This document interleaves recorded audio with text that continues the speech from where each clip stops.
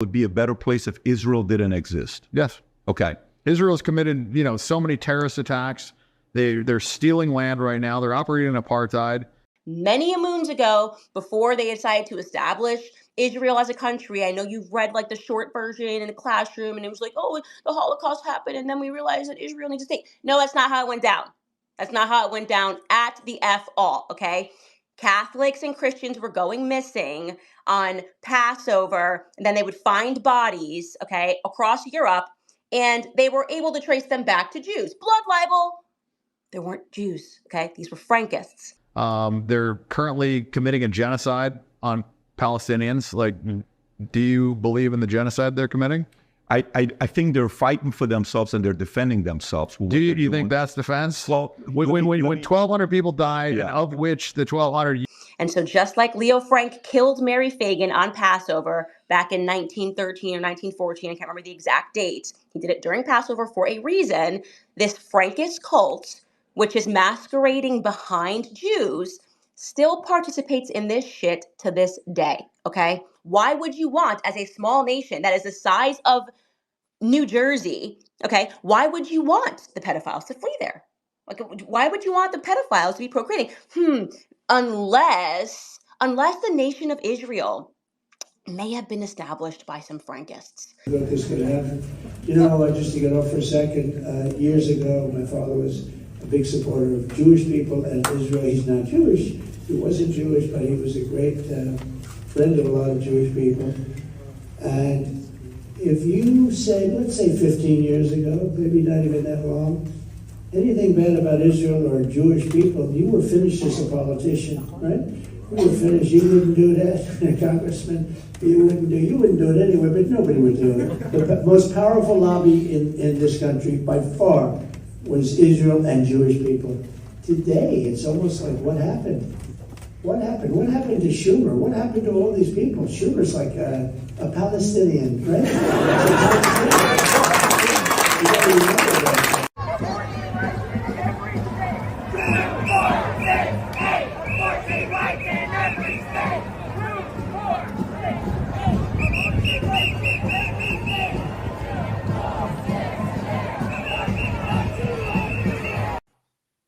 What's going on, folks? Some pretty heavy topics for today, and then I'll talk about Kamala and Trump at the end and answer some questions if people would like. I spent a couple weeks off. I was doing other work, but I was visiting my family, and I also did a podcast in Missouri with Andy Frisella and First Forum. Check that out if you'd like. But we're going to talk about today mainly the left and the right backlash over Israel, because it seems to be bubbling up on both sides. On the left wing, you have a bunch of pro-Palestinian protesters at the DNC, basically threatening to wreak havoc on the Democratic Party because of their stance for Israel and Palestine.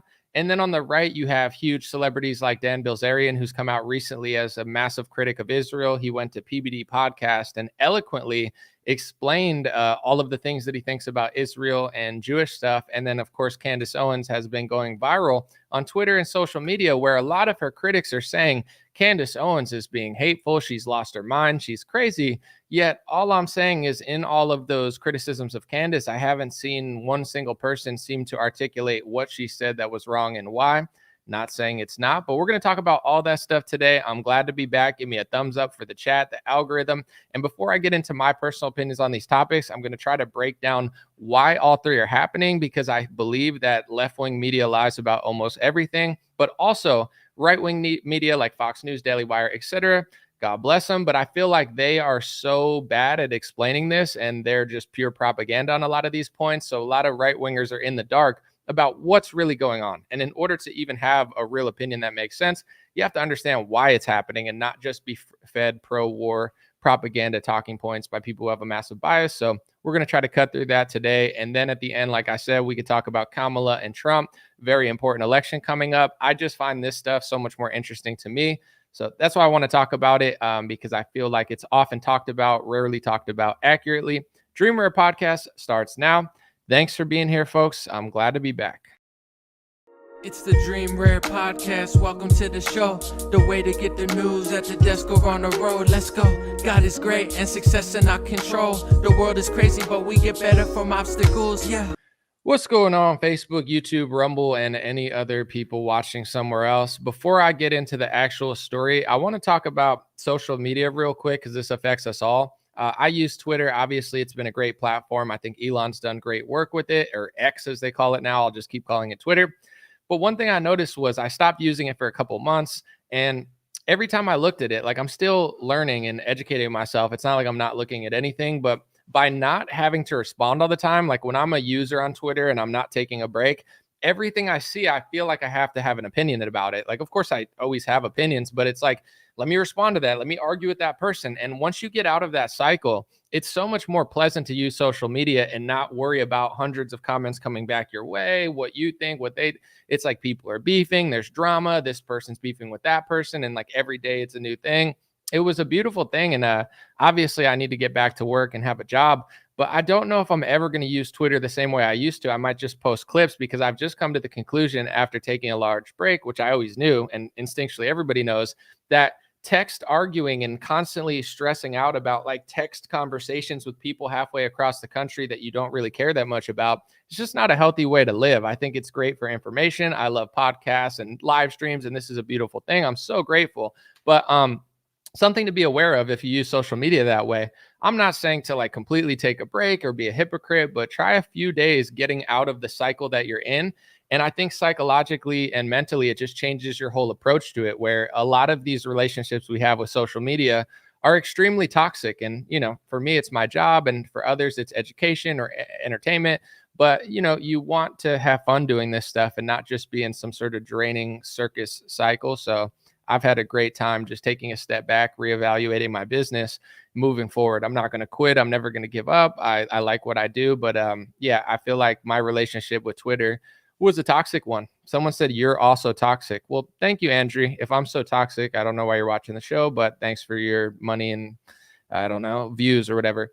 Anyway, I want to talk about first the left wing when it comes to like the Israel-Palestine thing, because I think that right-wing media does not report what's going on in the left. And then I could get to like Dan Bilzerian and Candace Owens. A lot of people probably want to hear what they said and what I think about it. But I want to start with the left. Like if you turn on Fox News or a lot of these like mainstream right-wing news organizations, even a lot of the ones like that claim they're totally not mainstream, but they say the same exact stuff, they'll tell you that they're all like pro-Hamas sympathizers or supporters, and they just frame it like that. Like Israel's the good guys, they're the most moral democracy in the world, and all the left-winger degenerates are like pro-Hamas and whatever.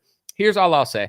I don't care what you think about Israel and Palestine, but it's like saying like it's the United States versus the Kremlin. It's like, why not say it's the CIA versus the Kremlin, or, you know, the US military versus the Kremlin? Because you're trying to say it's the United States, the good guys versus the bad guys. And you're trying to, you know, just point to like one organization in Russia or their intelligence or whatever, you know, it's like they say like the Hamas versus Israel war. I'm not saying you have to pick a side or be on my side or even know, like, I don't give a shit. I'm just saying it's like either it's the Hamas versus IDF war or it's the Israel versus Palestine war, like framing it as every protester for Palestine against, you know, what they consider genocide, tens of thousands of women and children dying, like dozens of journalists just being slaughtered. Like if you care about that at all, that you're pro-Hamas, it's just like calling a Republican pro-Putin. Oh, you don't want war in Ukraine? You must be pro-Putin.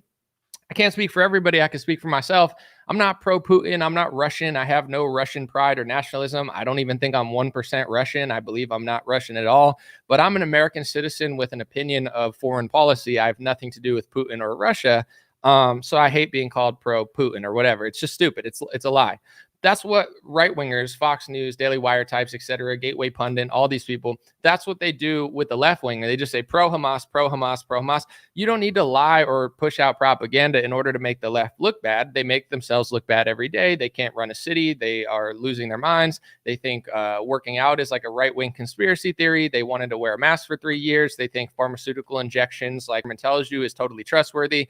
Yet they say that women should be in control of their own bodies, just not when it comes to the mRNA shot that Big Pharma was cashing out on. Like nothing the left does makes sense. You don't need to lie about them or Ilhan Omar or these kids in the street in order to like make sense. The more that the right-wing media lies about it and just pushes propaganda, the more it shows you that it's just a left-wing, right-wing, like fake paradigm they're always trying to paint. So no one ever figures out what's going on. With that being said, this is the main point I'm going to say about the left-wing pro-Palestine protests, or, anti-Israeli funding protests. Like, if you want to cut funding to Ukraine, does it mean you hate Ukraine? I don't want Ukraine to get hurt. I just don't want to be footing the bill. Like, that, does that make me pro-Putin? So, that's kind of what they're talking about when it comes to Palestine to some extent. Others, I guess everyone has their own opinion, and I'm sure there are some people that feel otherwise. But anyway, there's a huge backlash, because even though when you watch right-wing media, they'll tell you a million times that, oh, the left wing is pro-Palestine. Even Trump said Chuck Schumer is a Palestinian. Chuck Schumer's not a Palestinian. He's a Jewish American who's writing a book about anti-Semitism in America. Like, he's not a Palestinian. He's not anti-Jewish. He is Jewish himself. I'm not asking you to like Chuck Schumer. I can't stand Chuck Schumer, but like, the right wing, including Trump, they always paint this false paradigm that the left is like so pro-Palestine and they're so anti-Israel. Biden has given tens of billions of dollars to Israel, just like every politician ever, because they totally don't control our politicians or government. Because you can't say that, because it's now hate speech, because both parties push speech laws for a foreign country, which obviously proves that they have influence in America. And they constantly, even Trump said that they have a powerful lobby. But if you say they have a powerful lobby, of course, it's anti-Semitism. So don't speak the truth, because the truth is hate speech in America. But, sarcasm aside and obvious reality in front of us, you can see that Republicans will be like, oh, they're so pro-Palestine, the Democrat. They're not. They're just like everyone else, the neocons, the neoliberals, the liberal world order, as Mike Pompeo calls it. Even though he's a conservative, he spreads liberalism around the world. They're all the same, mostly, with slightly different foreign policy. So anyway, the reason the left-wing protesters are mad is because apparently the left-wing protesters, I'm not saying they're smarter than Republicans, but they know that the DNC is super pro-Israel and they're funding the war in Israel. Israel can't do as much as they're doing, killing tens of thousands of women and children and taking land. I mean, they'll say that they're just trying to defend themselves, but then you'll have mega donors paying Trump and others hundreds of millions of dollars and saying, we want more land. We're paying you essentially to do stuff for a foreign country. And of course, Trump and they all do it. But in general, it's like the left-wing protesters, I'm not saying they're right about a lot of stuff. I think they're wrong about almost everything, but they know that the DNC is not pro-Palestine, and they know that the DNC and the Democrats and the Republicans are funding the Israeli war on, the people there. So anyway, or you could say Hamas, or however you want to frame it. But that's why they're protesting. Like, why would the liberals be I mean, of course, sometimes they make no sense, but why would they be protesting the DNC if they were so pro-Palestine? Because they're not. Nobody thinks that they are, except for people that watch Fox News, Daily Wire, Gateway Pundit, and all the normie right-wing pro-Trump propaganda outlets that try to tell you that. So they're mad at the Democrats. For a Republican, I'm a registered Republican. I'm going to vote Republican. To be honest, even with all his flaws, I'm going to probably vote for Trump. Definitely not Kamala. But at this point, I just think Trump is the lesser of two evils. With that being said, this is a gift to the Republican Party, because there's a huge disconnect in the Democratic Party that you don't need to lie about to capitalize off of. At the top of the Democratic Party, whether Republicans will tell you this or not, the Democratic Party is super pro-Israel. The donors are pro-Israel. A lot of the billionaires are pro-Israel. The people they get the money from are pro-Israel. A lot of the politicians are pro-Israel because they're getting paid to be pro-Israel. Some of them have religious or ethnic bias for Israel, but others, they're just doing whatever they're told, like when pharmaceuticals pay them off or whatever. And the big money is pro-Israel. But the, liberal kids are pro-Palestine. So they're in this huge little thing. Like, when you hear Chuck Schumer talk, Chuck Schumer is writing a book on anti-Semitism. He's not a Palestinian. He's just like the same as like right-wingers on this topic, but he just can't outwardly be as like pro-Israel as right-wingers are, because a huge contingent of his base is not that way. So you have Kamala for the donors. She's trying to be pro-Israel, and for the elites, and then for the, the kids that are mad in the street, which is a lot of them, they got to like pretend like they're going to do a ceasefire or something, or pretend, like, how do you get both of them? They're in a huge pickle, and it's awesome. As a Republican, it's like, excuse my language, but fuck them. The Democrats suck. They lie about everything. They've lied to these kids. They've brainwashed them with Marxism and backwards ideology, anti-God, anti-Christian, anti-nationalism. So the kids are all confused. They're this, they're that. That's the Democratic Party's problem. I mean, this is a huge blessing in disguise for Republicans, and the Democrats have to deal with these kids that they brainwashed. Now, here's the part that I want to make before I talk about Candace and Dan Bilzerian and all that stuff. And I just want to get to why this is happening, right? Because you could have an opinion. You could be pro-Israel. You could think that Israel's doing too much. You could be anti this or whatever. But why is it happening? If you don't understand why, it's hard to really have a good informed opinion. The liberal Democrat donors, a lot of them were funding Marxism, communism, and radical leftism for 20 years, and they don't seem to care. But a lot of those same donors are now flipping to the Republican side and flipping away from these Democrats, or using super PACs to fund people against Ilhan Omar types, because now they realize, they're like, wait, these kids are not pro-Israel. They always just thought, well, they could do Marxism, they can do communism, they can do socialism, they could think there's 10,000 genders and transition children. Like, a lot of these donors had no problem with that, or else they could have pulled their money 5 years ago. But a lot of these big college donors are pulling their money now because Zionism is the most important topic to them. And this is all I'm going to say. The pharmaceutical industry, they probably like Democrats more than Republicans, but they pay off both sides. And even if Trump's in office, they get Operation Warp Speed. They don't really care who wins. Of course, they probably have like a side they want to win a little more, but they pay off both sides. They buy out both parties, and then they get their way either way. It's the same thing with Zionism. It's like, yeah, of course, they probably, some of them want Trump to win. But on another hand, there's a lot of Zionists like that are super left wing, because it's like, they like to see 10,000 genders being promoted. Apparently, they think it's okay that kids could have sex changes at 5 years old. And it's like, that's all fine as long as you're also Zionist. But once they realized the kids weren't Zionists and they didn't give a shit about Israel, now they're all upset. Now you have people like Alan Dershowitz that are saying, I might have to register Republican now. Yeah, not when they did all that stuff to Trump, not during the COVID pandemic lockdown and the mandates, not, when the border was wide open. None of those things registered to you that made you want to switch parties, but this topic does. What does it mean? It just shows that certain people prioritize a foreign countries first. But those same people, here's where it gets interesting, that prioritize the foreign country first, they call you an anti-Semite if you realize that that's their priority. And a lot of them are supporting speech laws that are being passed not in America, not just in Republican or Democrat states. Globally, the IHRA speech laws are essentially a global anti-Semitism speech laws being passed by world Jewish organizations that will call you an anti-Semite if you say that there's world Jewish organizations like the World Jewish Congress or the Anti-Defamation League or dozens of other ones. You can't talk about it. You can't think about it. You're just an anti-Semite, right? So all I'm saying with the Democratic side is, yes, the kids are confused. Yes, the kids are dumb. Yes, liberals don't make sense. No, you shouldn't vote for them. Yes, they can't run a city. Like all the things that right-wing media says is mostly true. It's just on this topic, they won't tell you the real power struggle that's going on in the Democratic Party. They're trying to frame it as if they're all pro-Hamas because they're trying to shift the Overton window even further pro-Israel than it already is, which is extremely pro-Israel. Trump is complaining that Congress isn't completely controlled by Israel. He keeps saying the Israeli lobby is so powerful, you couldn't even win an election 10 years ago if you criticized Israel. It's like, bro, most of the Israeli critics have already been voted out of Congress this term by pro-AIPAC candidates that are pro-Israel. There's only like 3 of them. Like Trump's trying to like paint the picture to the donors, like, and to people dumb enough to believe what he's saying, like, oh, everybody's so anti-Israel in Congress. It's like there's like 10 people that slightly disagree with Israel or strongly disagree with Israel, and more than half of them have already gotten voted out. It's Thomas Massie on the right wing. He's the only one that's America first. And then on the Democratic Party, there's like 7 of them, and like 3 of them have already been voted out. So it's not this huge contingent of people. It's like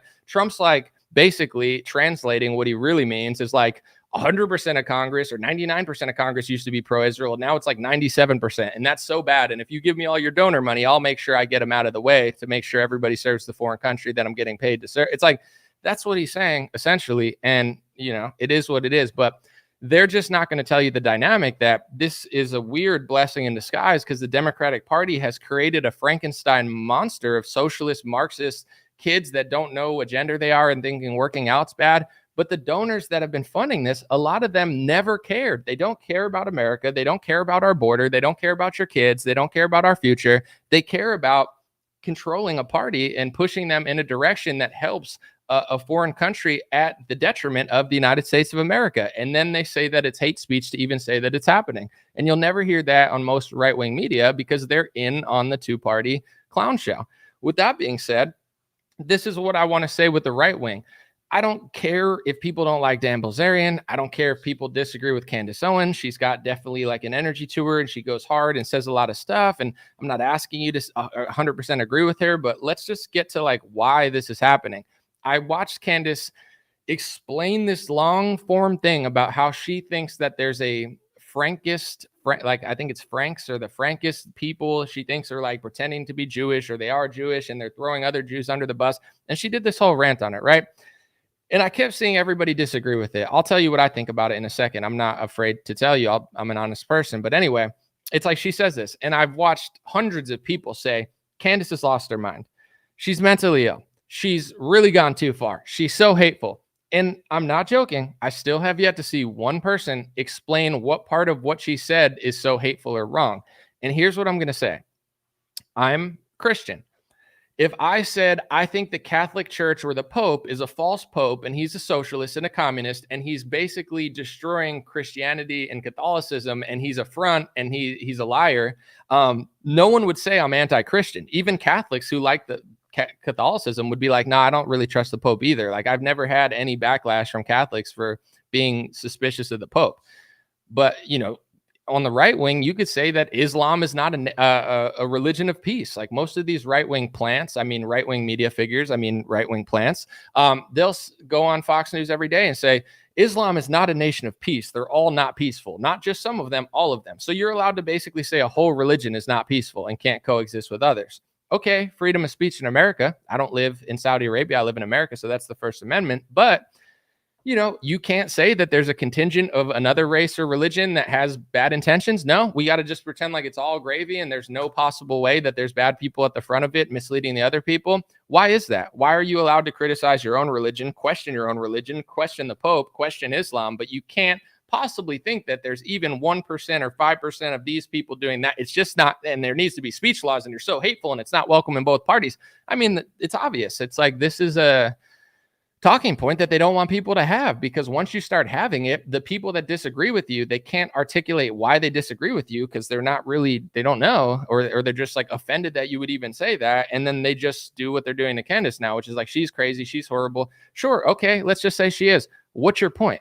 Like, what? Explain why she's wrong. They can't do it. I don't know why. I think it's possible. For me, I don't know much about the Frankists and Franks. I've heard that from a bunch of people. David Icke has talked about it for decades, like the Sabbatians. He says that they're in front of the Jews doing this and it's not the real Jews.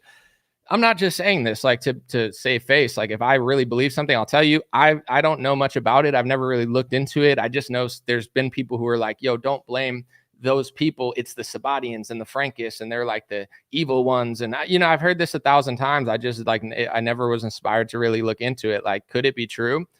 I'm not ruling it out. I'm not calling it hateful, but I don't know. I haven't seen enough evidence personally to like full-fledged really care about it that much. But, I can't also just shit on someone talking about it. Like, I can't just say David Icke's being hateful and then you're like, why? And I'm like, well, I don't really know why, because I've never really looked into it. So I've heard, this is not the first time I've heard the Frankists. I've heard that like conspiracy theory, quote unquote, for a while now. I just don't know what it's not one that like I resonated towards or believed enough to really look into. So that's what she's saying, that there's a group that is nefarious at the front, kind of misleading the rest. It's possible, but no one that disagrees with her seems to be able to articulate it. And when it comes to Candace, here's the thing, and I'm going to get into the Dan Bilzerian stuff in a second. Candace has been rough around the edges with her approach. Like, she's always just gone for it, right? When she was at BLM, she's articulate and witty. I think Candace is so popular. It's not just because she's a black woman. I mean, that adds to the mystique of like, oh shit, she's talking about BLM and she's a black chick. But there's a lot of black chicks that never get as famous or popular as Candace Owens, and a lot of people can be jealous of her, like, oh, she's this and that. And the truth is, like, Candace is incredibly articulate and witty, like so much so that like it's she's too much to handle for most people. She's smarter than them and more well spoken than them. But anyway, it's like, if you want to beat her, you got to make sense. And I think a lot of people that just don't like what she's saying, they can't quite like put a finger on it, and they'll just be like, well, that's so hateful. It's like, she's been that way the whole time with other topics. Like, she'll call that person a tranny, she'll call that person a man, she'll say BLM's fake, George Floyd's this. She's been a firebrand the whole time. Like, me and her, we have different energy, we're different spirits, where it's like, I can be that way, I could be a little bitchy and I could be like a little blunt. I definitely have it in me, but I'm more like chill. And that's not because I'm being a certain way. I just am that. Like naturally, I'm being true to myself. Her, she's always been that way. She's always been like, bah, bah, bah. She's not just saying it like la la la la la. She's just like fa, fa, fa, like throwing fireballs at the thing. And even when it comes to like BLM and black stuff, you're like, fuck, that was kind of harsh. But at the same time, like she's not wrong. You know what I'm saying? You could say it's rude. You could be like, I would have said it a different way, but it's hard for people to say she's wrong when she just spits fire like that. And now she's spitting fire in the other direction. And now all of a sudden it's like not politically correct enough. And all the people are like, I can't believe she did that. She's been doing it for 10 years. You didn't mind when she did it to her own ethnic group and her own religion. But now that it's your ethnic group and your religion, now all of a sudden it's a problem. And it's like, okay, if it's a problem, then you got to be able to say why it's a problem. If you can't say why it's a problem, then maybe you don't know exactly what you're talking about. You know, I listened a little bit so I could know what's going on to talk about it. I listened to a Twitter space, which was mostly Candace Owens, Andrew Meyer, who's been on my show 10 times, probably 5 times since like 6 years ago.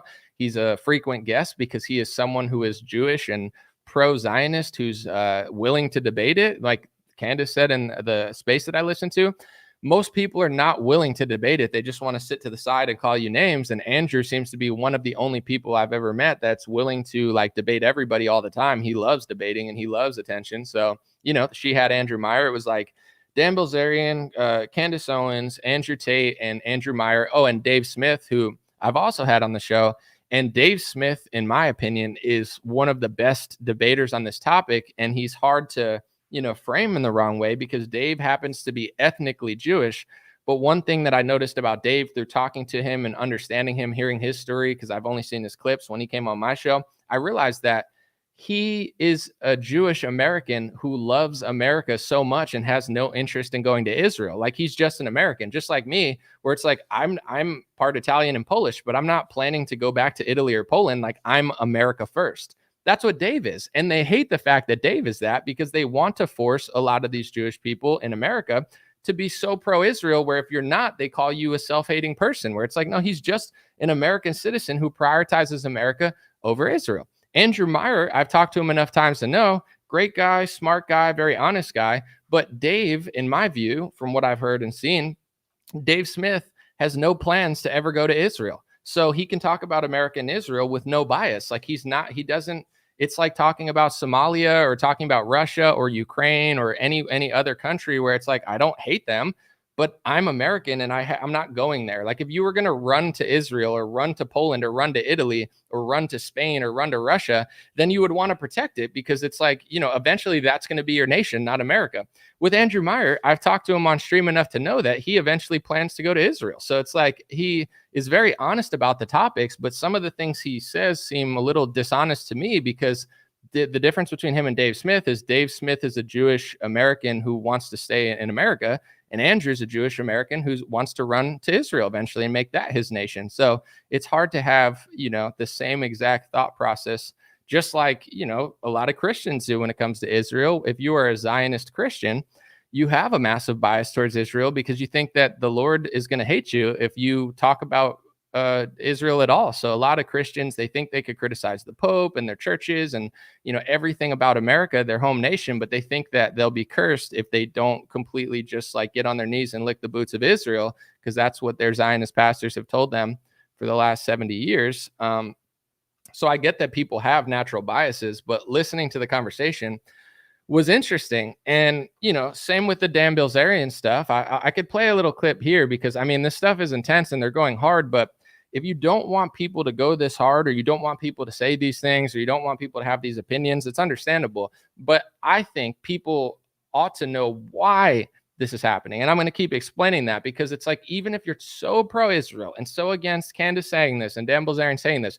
don't you want to know why? Or do you want to just call everything hateful? Because that doesn't work. You can't beat Candace on BLM if you just call her racist. She doesn't care because she knows what she's talking about and she doesn't care about the labels. Republicans turn into liberals when it comes to this topic because they're not intellectually equipped to win discussions or debates about this narrative. So they just start hurling insults. You went crazy. You lost your mind. You're just being so hateful. And they turn into leftists because they just can't articulate why you shouldn't be saying what you're saying. I'm going to play the clips real quick for people who just came into the live stream. And then I'm going to explain why, I mean, Dan explains himself in the PBD thing, but like why so many people are feeling this way. And if you go to the comments of Patrick Bet David talking to Dan Bilzerian, 99% of the comments are with thousands of up likes are agreeing with Dan. And they're, you know, they're like a little suspicious of Patrick or whatever, but like, why? It's not like Dan saying this and it's wildly unpopular. And like the right-wing media, like Fox News, will try to paint it like, oh, it's only the left and the pro-Hamas who feel this way. And the truth is, like, it's rising in the right wing too. But in my view, I'm not saying nobody's hateful, like hate exists in the world. And I'm not a fan of people who are nasty, but it's like, if you just write it off as like, oh, that's just rising because of hate, you're misdiagnosing the issue. It's the same thing the left wing does. Oh, people are pro-nationalism because of hate. People are talking about race more now because of hate. People are like Trump because of hate. People want to close the border because of hate. That's not why any of these things are happening. I could tell you why people are thinking about race more now. I could tell you why people want to close the border. I could tell you why people like Trump. Outside of my own bias, I could be like, this is why it's happening.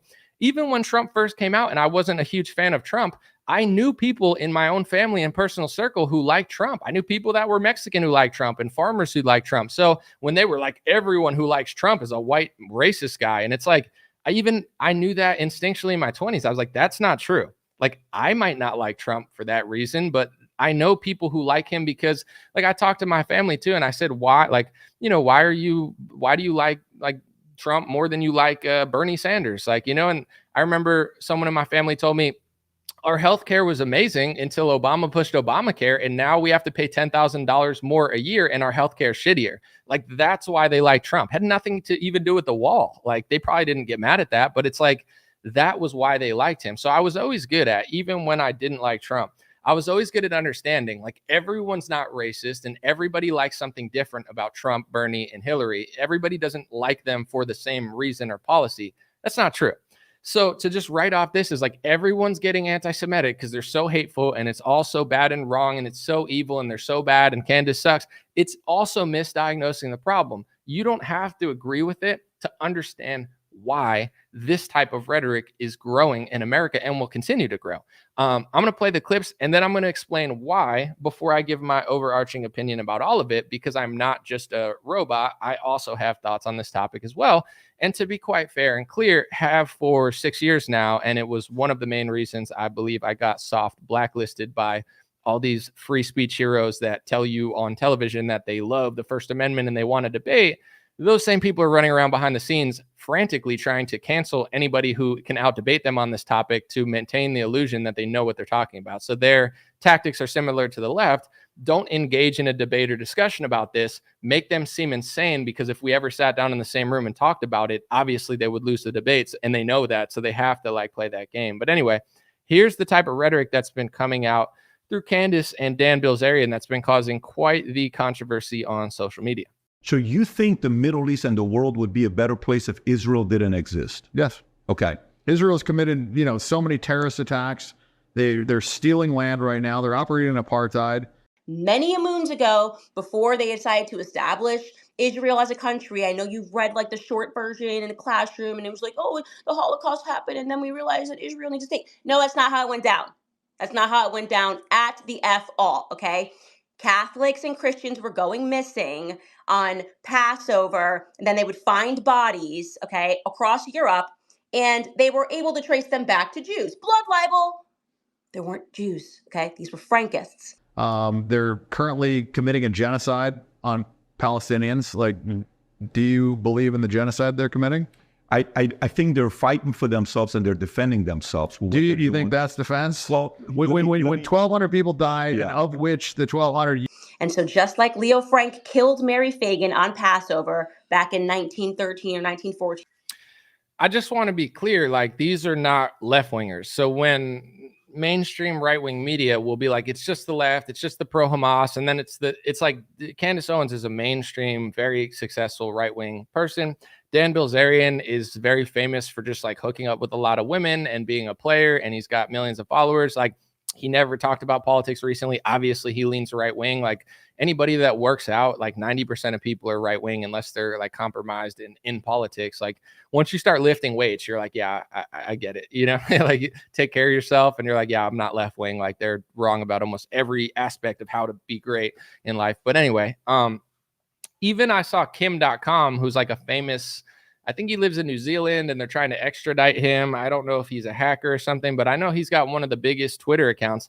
I saw him even go so far to publicly say, you know, this is one of the most important tweets that I'll ever make. And he basically said that the protocols of the elders of Zion was based, maybe not a true story, but based on a true story, which the protocols of elders of Zion for the last, 50 to 100 years has been considered like the most anti-Semitic book like ever written. Like if you look at the mainstream media, or the press, or most Republicans and Democrats, and like if they even know what that book is and you bring it up, they'll tell you it's like the most hateful anti-Semitic book like ever written, besides maybe the one in World War II from Germany's leader, Hitler. But it's like that's like a really a book that like no one, like 2 years ago, no one would just like tweet that like, hey, this book's pretty like, and this is like a mainstream guy who's, I've never even heard him say anything about Israel before. So it's like, here's all I'm trying to say. It's not to tell you that Dan or Candace or Kim are right, but to understand why it's happening, then I'll tell you my opinion. Like it's not, you could say, well, the hate is just rising, but I'm going to say this when it comes to race, because even though this is also an extremely edgy topic, a lot of people will understand this more because just my audience, I think, will. In 2014, 2013, a lot of people didn't really think about race that much. In America, race was not at the forefront of every conversation. When Obama got in and the BLM stuff started going, and then everybody started discriminating the other way in order to be equal and equity, that's when people started thinking about race. So I'm just saying, like, if you're like, oh, everybody who thinks about race and talks about race and white people now, they're all so racist. It's like, can we diagnose where we came from? Because I believe that if the left didn't go too far, if they didn't leave the border wide open, if they weren't so disrespectful and unbiased towards certain groups of people under the guise of equality, this never would have came. So it's not to justify every racial thing that anyone ever says, but it's like to sit there and just say the only reason people care about race now is because they're racist. That's a lie. Like that's a provable lie. And this has been bubbling for so long. And when the pendulum goes the other way, a lot of time it swings back. So it's like the same thing with this. It's like, why now? Like, is everyone just randomly waking up? Candace just woke up and she's like, you know what? I'm just really hateful right now. You could think that. You could say that. You could say Dan Bilzerian, like he didn't care about this. And now he's saying this because he just is so filled with anti-Semitism and hate. And, you'll impress other people that just use words to, explain complex things. But the truth is, there's a lot of reasons why people are talking about this now. Let me tell you what I think, because I can't speak for Dan or Candace. And to be honest, with the Sabbatian Frankists or the Franks, I don't even know if I believe that. I'm leaning towards I don't. I'm not saying Candace is like bad or wrong. And, I'm not trying to like to argue with her, but like, it's not like that's like resonating with me so hard where I'm like, yeah, that's what's going on. It could be, but it's like, I'm not, that's not, I would say that if I really did enough research on it, that topic doesn't really appeal to me. But with that being said, I could talk about American politics. So let's just talk about the Israel lobby in America. Trump just said on stage in front of a donor who's giving him $100 million, right? Miriam Adelson, she seems like a lovely, wonderful woman, right? I have nothing bad to say about her personally or anything. God bless her, right? I have no reason to, I've heard she's awesome. With that being said, she's giving Trump $100 or $150 million, and she's telling people in order, like, I want you to do stuff for Israel with this money. I think she wants part of the West Bank or something, or to take some of the land. And that's essentially, she's like explaining that's why she's giving Trump money. Even Israeli media, which is more critical of Israel than most Republican media, like Republican American media is more compromised than even like Israeli media. It's really weird. But anyway, even Israeli media is willing to report that. Like Trump's getting $100 million from a mega donor in order for him to do stuff for Israel, right? Trump's on stage and he's saying the Israeli lobby used to be the most powerful lobby in America. What happened? It still is, but he's just pretending like it's not. Okay, so Trump's on stage saying that. She's giving him money to do this. If I were just to say, which I am, but it's like if I were just to sit there and say, like in 2019, this was me, completely innocent, completely harmless, just a nice guy trying to do my reporting. Nobody's really that mad at me except for liberals because they know I'm so authentic and I'm doing a good job. And I just figure out what I just told you. Now all the doors closed on me. Now they're calling me anti-Semitic. Now I can't get invited. Like you're done in Republican politics if you notice this. I'm not saying anything bad. I wasn't against Israel. I supported them. I believed a lot of the narratives that I was fed by the people like Charlie Kirk. I still believed all that stuff, but I was just like, I can't say that there's a lobby. Like I could say that there's a pharmacy lobby, but I can't say that there's an Israel lobby. Well, no, that's anti-Semitic. Why? And they would just be like, well, that's a trope. I was like, I don't even know what the word trope means. What do you mean by a trope? And they're like, well, it's an old anti-Semitic trope that, like Jewish people control other people with money. So you can't say that. It's like, I never said that. I just said what I said. And they're like, yeah, but that's hate speech. It's like, okay, but it's also hate speech to say that the crime rate is high in certain neighborhoods, but it's true. Like the demographics to crime statistics, like it's hateful, but it's accurate. So the left calls it. So then I realized in 2019, the left is the right is the left, different topics, different wars, different narratives, different races, same bullshit. It's the same thing, just different ideologies behind it. So it's like, that's where I came from. I knew this 4 or 5 years before Dan and Candace started saying stuff. It's not like I agree with everything they've ever said. I'll just say it myself. But in general, like I figured the script out completely. It's like, as a Republican, your national allegiance to Israel is necessary. There is no such thing as America first, or I'm an American only. Like that's the only country I care about.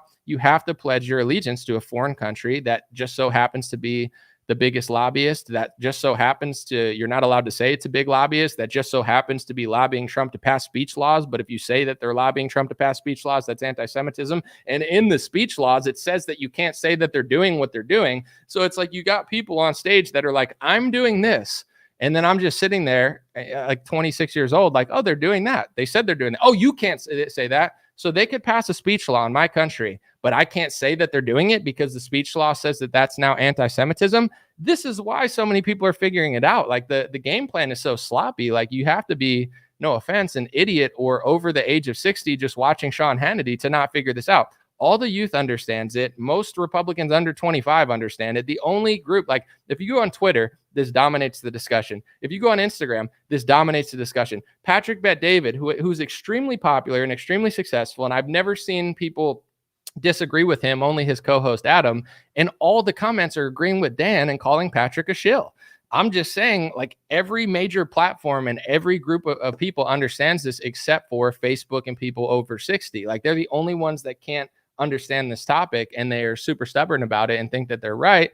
And, that's okay. But in general, it's like, this is just going to keep growing in discussion because it's the taboo discussion. They could tell you for 20 years, you can't say that this ethnic group is committing more violent crimes. That's hate speech. That's racist. And that's horrific. Okay. Maybe it is. Maybe it is horrific. Maybe it is hateful. But if it's true, people are going to have that discussion more and more and more because it's literally true. We could argue why. Could it be history? Could it be, inequality? Could it be racism? Could it be, equity? Like we could have a discussion of why is that happening? But the truth is everybody with a brain knows that it's happening and sees that it's happening and statistically factual that it's happening. So calling it hate speech literally won't work. It might work for 10 years or 20 years or 30 years, but it's going to cause the pendulum to swing back in the other direction where people now just literally don't give a shit anymore. And it's going to create more tension. I try to not allow someone to force my hand. So I'm going to try to, as best of my ability, stay calm and reasonable because I don't want to, be influenced or be pushed in a direction. Like a lot of people, they learn the truth about a topic and then they do just while out because they freak out about it. And, I don't think it's healthy to do that. But when it comes to that sort of stuff, it's like you can't call the truth hate speech. Like in England, what's going on is crazy. They're going to create a counter nationalist white movement. I'm not saying white nationalists, but nationalists of people that are white and British. And then also any minority or immigrant that agrees with them and is right wing as well. And it's going to grow from all this censorship and the fact that you can't say that this is happening in England. Like it's only going to backfire. Of course they can arrest certain people, but like, you can't like silence reality for forever. And you can't give certain people the right to say certain things about certain races, but other people can't. Like it just doesn't work. So on the Jewish stuff in Israel, it's like the right wing is just as bad, if not worse, as the left when it comes to censorship and just calling people anti-Semites. And it's a dual party operation. And everybody's seeing through it now. Like the dam has broken and like no one's buying it anymore. And I think a lot of it comes from the war that broke out after October 7th, where this is the type of narrative that only works if nobody knows it exists. You know what I'm saying? If it's if it's secretive, if no one's really like talking or thinking about it. Once the war escalated, Everybody's looking at it. A spotlight is on Palestine and Israel, right? A spotlight that wasn't really there. And people can just kind of see how the things work. And it's not necessarily because Palestine's so great and they're the most moral people in the world and that they've never done anything wrong. That's not what I'm saying. But it's like at the end of the day, people are looking at Israel and people who support it and what they're saying. And the talking points have been bad. The logic has been bad. And everybody's starting to notice. And like, Andrew Tate, Bilzerian, Candace, you could say that they're just randomly hateful and racist, but it's just like, the reality is there's like billions of hundreds of millions of people who have figured this out. It's like there's one, of course, there's other things you can't talk about, but really, especially in America, there's one race and one religion that is, you can't really say anything about. You could say the Pope is leading Christians in the wrong direction. You could say that the Catholic Church is not the right one and you should be a Christian. You could say that Islam's not a religion of peace and that Islam is destroying Europe or whatever. You could say that in right-wing circles, maybe not left-wing ones, but you can't even suggest that there's an element or a fraction of this country or this group of people that's doing what they're literally doing in most cases. It's not everybody's fault. It's not to blame all these individuals and stuff, but here's what I'll say that I noticed as well about this. When it comes to like Black American groups, you know what I'm saying? Like BLM and all these organizations, NAACP, there's like hundreds or thousands of organizations in America that basically say we're here to defend Black interests, support Black people, defend anything against Black people. And I don't really care. I don't find anything wrong with that. Some people do. But here's the thing. If you're going to do that and basically organize and say we're organizing on behalf of this race, if then something happens in your community that people don't like, and it's like, hey, what about the crime rate? Or, what about what's going on in these neighborhoods? Like, and people don't like that. Like, nobody likes that. Like, why would people want massive crime and murders and stuff? And then you're like, oh, not only do you not point that out, but then you act as if like you can't even say it. Like you're only there to basically gatekeep and PR team for your people. But then the reality is like you don't want to have any self-accountability and self-awareness. To me, that's what I see with a lot of these global Jewish organizations. They're there to basically defend Jews worldwide. But then if you say that they're doing that, they say it's anti-Semitism. And it's like, okay, if you're going to defend people from atrocities and this and that, do you take any accountability when people in your group do anything wrong, or you just act like it's not happening at all? It's like, we're there to support this group. Like I got blocked by Lex Friedman on Twitter because I saw him doing that in the Ye interview. And I liked Lex Friedman. I was like I wouldn't say a fan, but like I thought he was interesting. And I just noticed that when Kanye said something about Jewish stuff, he said, we are not a group. We're individuals. Don't ever point to a Jewish group. There's no such thing. Like it doesn't exist. We're all just individuals with different things and different. Okay, sure. Absolutely. But then a minute later, he's like, I'm Jewish. I'm in this group. I need this because I'm in this group. Okay. So now I see Lex Friedman's little scheme, which is why he blocked me, which millions of people see through. It's like, he'll be in that group and be that group in order to get the benefits from that group. But the second someone in that group does something wrong, a lot of other groups would be like, that's wrong. An Italian kid does a crime. The parents go, that's wrong. That's messed up. They don't sit and say, I don't know whose kid that is. Who is that? He's not mine. He's not in my group. They're like, no, that is my kid. That is my group.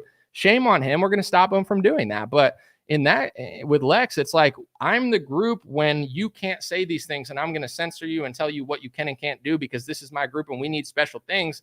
Okay, that group. Oh, what group? What group? You just said a group. What are you talking? It's not like you're responsible for everything that ever happens, but you can't act completely oblivious to everything that's going on. So I think, this is why more and more people are going to say uncomfortable things, and some people will, I guess, make people upset with what they're talking about and the conversations they're having. But I'm just trying to get to why. You can't just have global censorship laws that say that it's hate speech to say that people have dual loyalty. There's a lot of people that do have dual loyalty. A lot of them are in government. A lot of them are in media. And some of them are in media and they don't have dual loyalty. And that's okay. It's not to blame everyone, but it would be like if I passed a law and I said, I'm Christian and I'm Italian, and you're not allowed to say any Christian in America doesn't have loyalty to America. You can't say any Italian in America has loyalty to Italy. Not a single one. doesn't it seem like I'm covering for my group? Like I'm literally lying on behalf of my group to cover up any criticism of the bad people in my group that are not loyal to America? Of course it would. It's so obvious. But it's like with that, they got laws being passed. The donors that are paying the Republican Party hundreds and hundreds and hundreds of millions of dollars are getting Trump to pass speech laws that say that you can't say that they're doing it. And then they're smiling in the photo op when Trump's signing it, being like, yes, this is awesome. It's like, you can fund the Republican Party hundreds of millions of dollars, but it's diabolical and ridiculous to then call it hate speech when people notice that you're doing it. And people are not going to like that more and more over time. So it's one of these things as well, where it's like, people don't have to like that you're doing that. It's very unlikable. But now you're saying that the problem is not that you're doing it. The problem is that people notice it and don't like it. And that's the hatefulness, is them noticing that you're doing something that works against their country and their constitution. Like, not the fact that you were infringing on the Constitution. It's like when Jordan Peterson came to America and he fell for gun control propaganda, right? Jordan Peterson's like an atheist, like a Canadian, right? He came to America. I have nothing against Jordan Peterson religiously, racially, like country-wise, like it's whatever. But he comes to America, right? He's barely been here. And one of the first things he did, I remember, because, it annoyed me, is he fell for a gun control speech from an actor, Matthew McConaughey. And he went, "This is reasonable." And it's like, listen, Jordan, you just got to America. You were famous for being a professor who didn't want to say people's pronouns. You're not good at foreign policy. He's not good at constitutionalism. Like Jordan Peterson, not trying to be a dick, but he sucks at like everything else besides the topics he's good at. But now he's acting like he's some sort of political voice. He's terrible at politics. Like he's constantly wrong. He was wrong about the vaccines. He's fled to America, fell for anti-gun control propaganda. But anyway, it's like if I come and say, Jordan, I don't like what you said because I live in America and I like the Second Amendment. And I think if you're going to live in America, you should understand the Second Amendment. Imagine if Jordan Peterson had some racial identity or religious identity where he could be like, oh, you just hate me because of my race. Oh, you're just being racist towards me because I'm Canadian. And it's like, no, it's about the principle. Like I don't like anyone who infringes on the First Amendment. And what's even crazier than infringing on the First Amendment is doing it, and then in the speech law that you're lobbying politicians to pass, you declare it hate speech to say that that's happening. Like that, it's so bold. It's almost impressive. You're like, that's be like me paying off Joe Biden and Donald Trump, and I'm like, pass a speech law that says that I don't wear white hats. And if anybody says I wear white hats, that's anti-anomalism, and that we want to try to keep boosting that up and eventually make it like a heavy crime. Like, in other countries, we can actually throw people in jail for that. If you say in Germany or you say in other countries that I'm wearing white hats, it's actually a crime that you can go in prison. In America, it's not a crime yet, but the lobbyists are pushing to make it a crime. And Trump is, in many cases, obliging to get it into law to at least plant the seed to then bump it up. Wouldn't that make you not like me? Personally, if you're like Anomaly's paying off politicians to make it illegal to say that he wears white hats, you wouldn't like that. But then imagine if I said, you just don't like me because I wear white hats, or you just don't like me because of my race or my religion. Wouldn't that bother you? And then I'm like, oh, you're bothered by that? That bother comes from the deep-seated hatred in you that we need to get rid of by passing more laws and lobbying more politicians, but you can't say that we're doing it. Like, of course, people are not going to like that. And I'm sorry, I'm not justifying everything that Dan or Candace or any of these people have ever said, because I'm responsible for what I say, not for what they say. But in general, it's like, if that wasn't happening, Candace never would have figured this stuff out. If that wasn't happening, Dan Bilzerian would have never spoke and said all the things he said. Like he's famous, he's rich, he has no reason to ever want to even talk about this stuff. It's only going to be bad for his probably personal life, but it's like, it's just obvious. And if you have an IQ over like 80, it's not that hard to see this stuff. Like everybody sees it. So it's like, if you do support that country, or you are concerned with people's backlash towards noticing these things, you have to have like an honest conversation about it. You can't just say everyone's going crazy or being hateful, because for all of the reasons I just explained. And when it comes to the foreign policy of Israel, here's the thing. America is in debt, right? My country is in scary amounts of debt, and the interest rates and the, compounding interest of the debt is scary. Like it's kind of scary. I'm not afraid of like economic collapse, but if any time would happen, it would be now, because of this like unsustainable debt that we have. But I think the bankers can probably figure it out. I'm not too concerned, but anyway, we don't have money. Like we're trillions of dollars in debt. We print trillions of dollars every year. Printing trillions of dollars is why the economy is collapsing. Trump will gaslight you into thinking that it's Biden and Kamala doing this. Kamala and Biden will try to gaslight you into thinking the economy is good. They're both lying. They both did it. The Trump imploded the economy in 2020. Biden further imploded it in 2021. The COVID money printing is the number one reason inflation is so high. And it wouldn't have really been that different, I don't believe, if Trump was in office. But they can't tell you that because then the circus is gone. The curtain behind the Wizard of Oz is pulled, and there is no there is no left and right paradigm for you guys to fight like animals over while they just milk you dry. So it's like, it's just a joke. And I'm voting for Trump. I'm just saying this is true. And then it's like, okay, so we don't have money. We're trillions of dollars in debt. Printing all this money is literally just making me poorer, my family poorer, and everybody in the country poorer, on not just on average, just in general. When the money supply gets overinflated and sent other places, they print the money, send it to Ukraine, print the money, send it to Israel, print the money, give it to big businesses, print the money, give you $1,000, give Pfizer and these other companies tens of billions or whatever. It's like, that's only making us poor. We give Israel more money. Like Ukraine's gotten the most money over the last 5 years, but if you look over the last 50 years, Israel just gets money every year, billions. Oh, they have a war, tens of billions. And here's the thing: you have people mainstream like Patrick Bet-David, who seems like he's pretty pro-Israel. I don't know though, but he seems like it.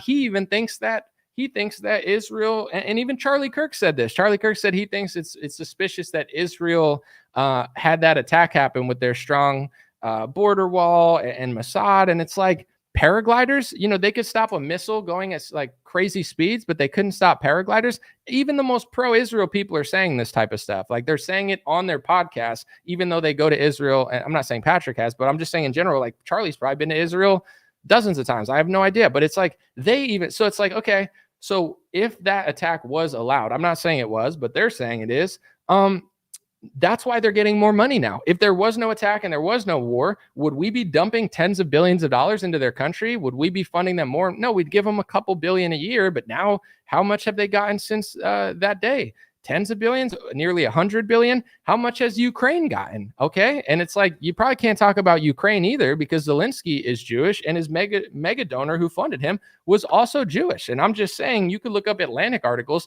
that said that the donor that was funding Zelensky was building some of the largest religious facilities in the world for a religion that you're not allowed to make the connection to. So, I'm not saying that has anything to do with it, but it's an interesting point that you're not really allowed to talk about. But anyway, it's like, when it comes to that country, I'm not against them surviving. I'm against my having to get poorer and poorer and poorer and poorer for them to kill tens of thousands of women and children and gaslight people into thinking that it's not happening. And then they'll tell you that all those people are terrorists and they deserve to die. And then the same politicians that are telling you that will write op-eds in the Wall Street Journal and say that America and Europe should take the refugees. That's a real article written by a conservative Israeli politician in the Wall Street Journal, which they know is the biggest newspaper in the country and definitely the biggest conservative newspaper in the country. And they wrote an op-ed and said, basically, why doesn't Europe and America take all the Palestinian refugees? They already take all the other Muslim refugees. What's a couple million more, a couple 100,000 more?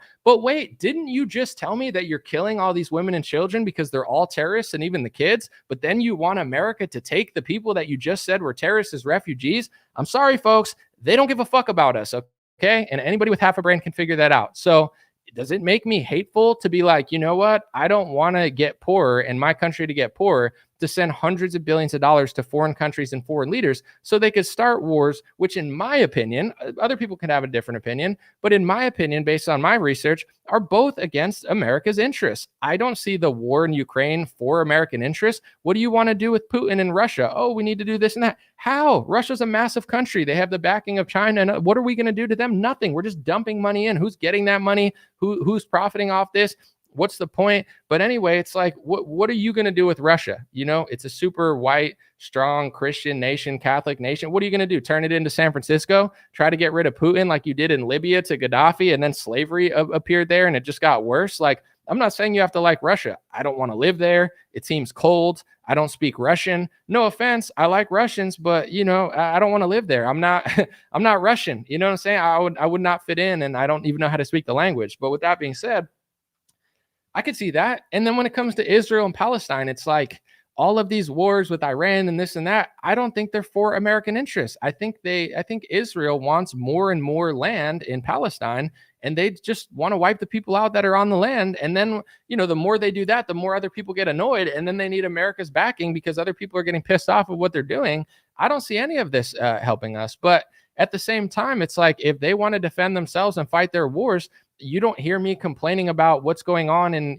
like Nigeria. And I'm not for it. Like, if bad things are happening and Muslims and Christians are fighting, it's not like I support it, but if my taxpayer dollars are funding the war, then we're responsible. You, the taxpayer, are responsible for the killing of women and children because your tax dollars are going to that. So you have to know what wars you're fighting and figure out if you support them or not. But it's not a matter of hating a certain country or hating a person.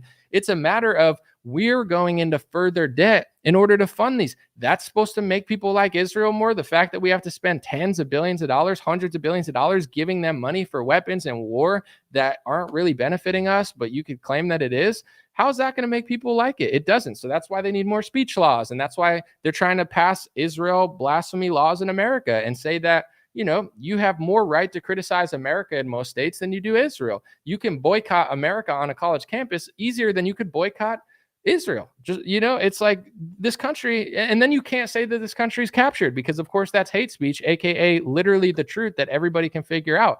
Like, this is why everybody's having these conversations. Why are we printing money?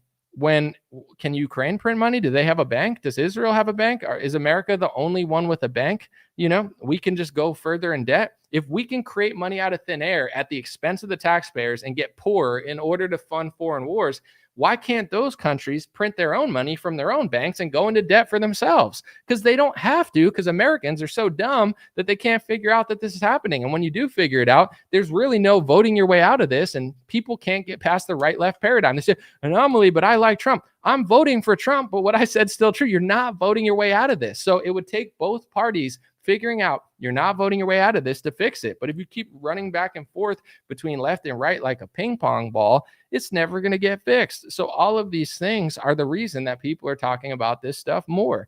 And someone said to me the other day, they said, well, America has easier time printing money because we have the world's reserve currency, which may be true.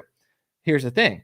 Because we're messing around in so many countries, America's slowly not becoming the world currency. We never had a problem with being the world's reserve currency until we started fiddling in all these wars in countries. Now, a lot of countries don't trust us. I understand why. I love America, but it's like, look what they did to Saddam Hussein. Look what they did to Gaddafi. Look what they did to Russia. Of course, Russia invaded Ukraine, but for a decade before that, Trump and Biden and others were, and Lindsey Graham and Amy Klobuchar types, like, they're funneling money and weapons to Ukraine. It would be like China funneling money and weapons to the Mexican border and saying that they're not doing it. Like, they're declaring war on us at that point in a sneaky way. So it's like all of these things.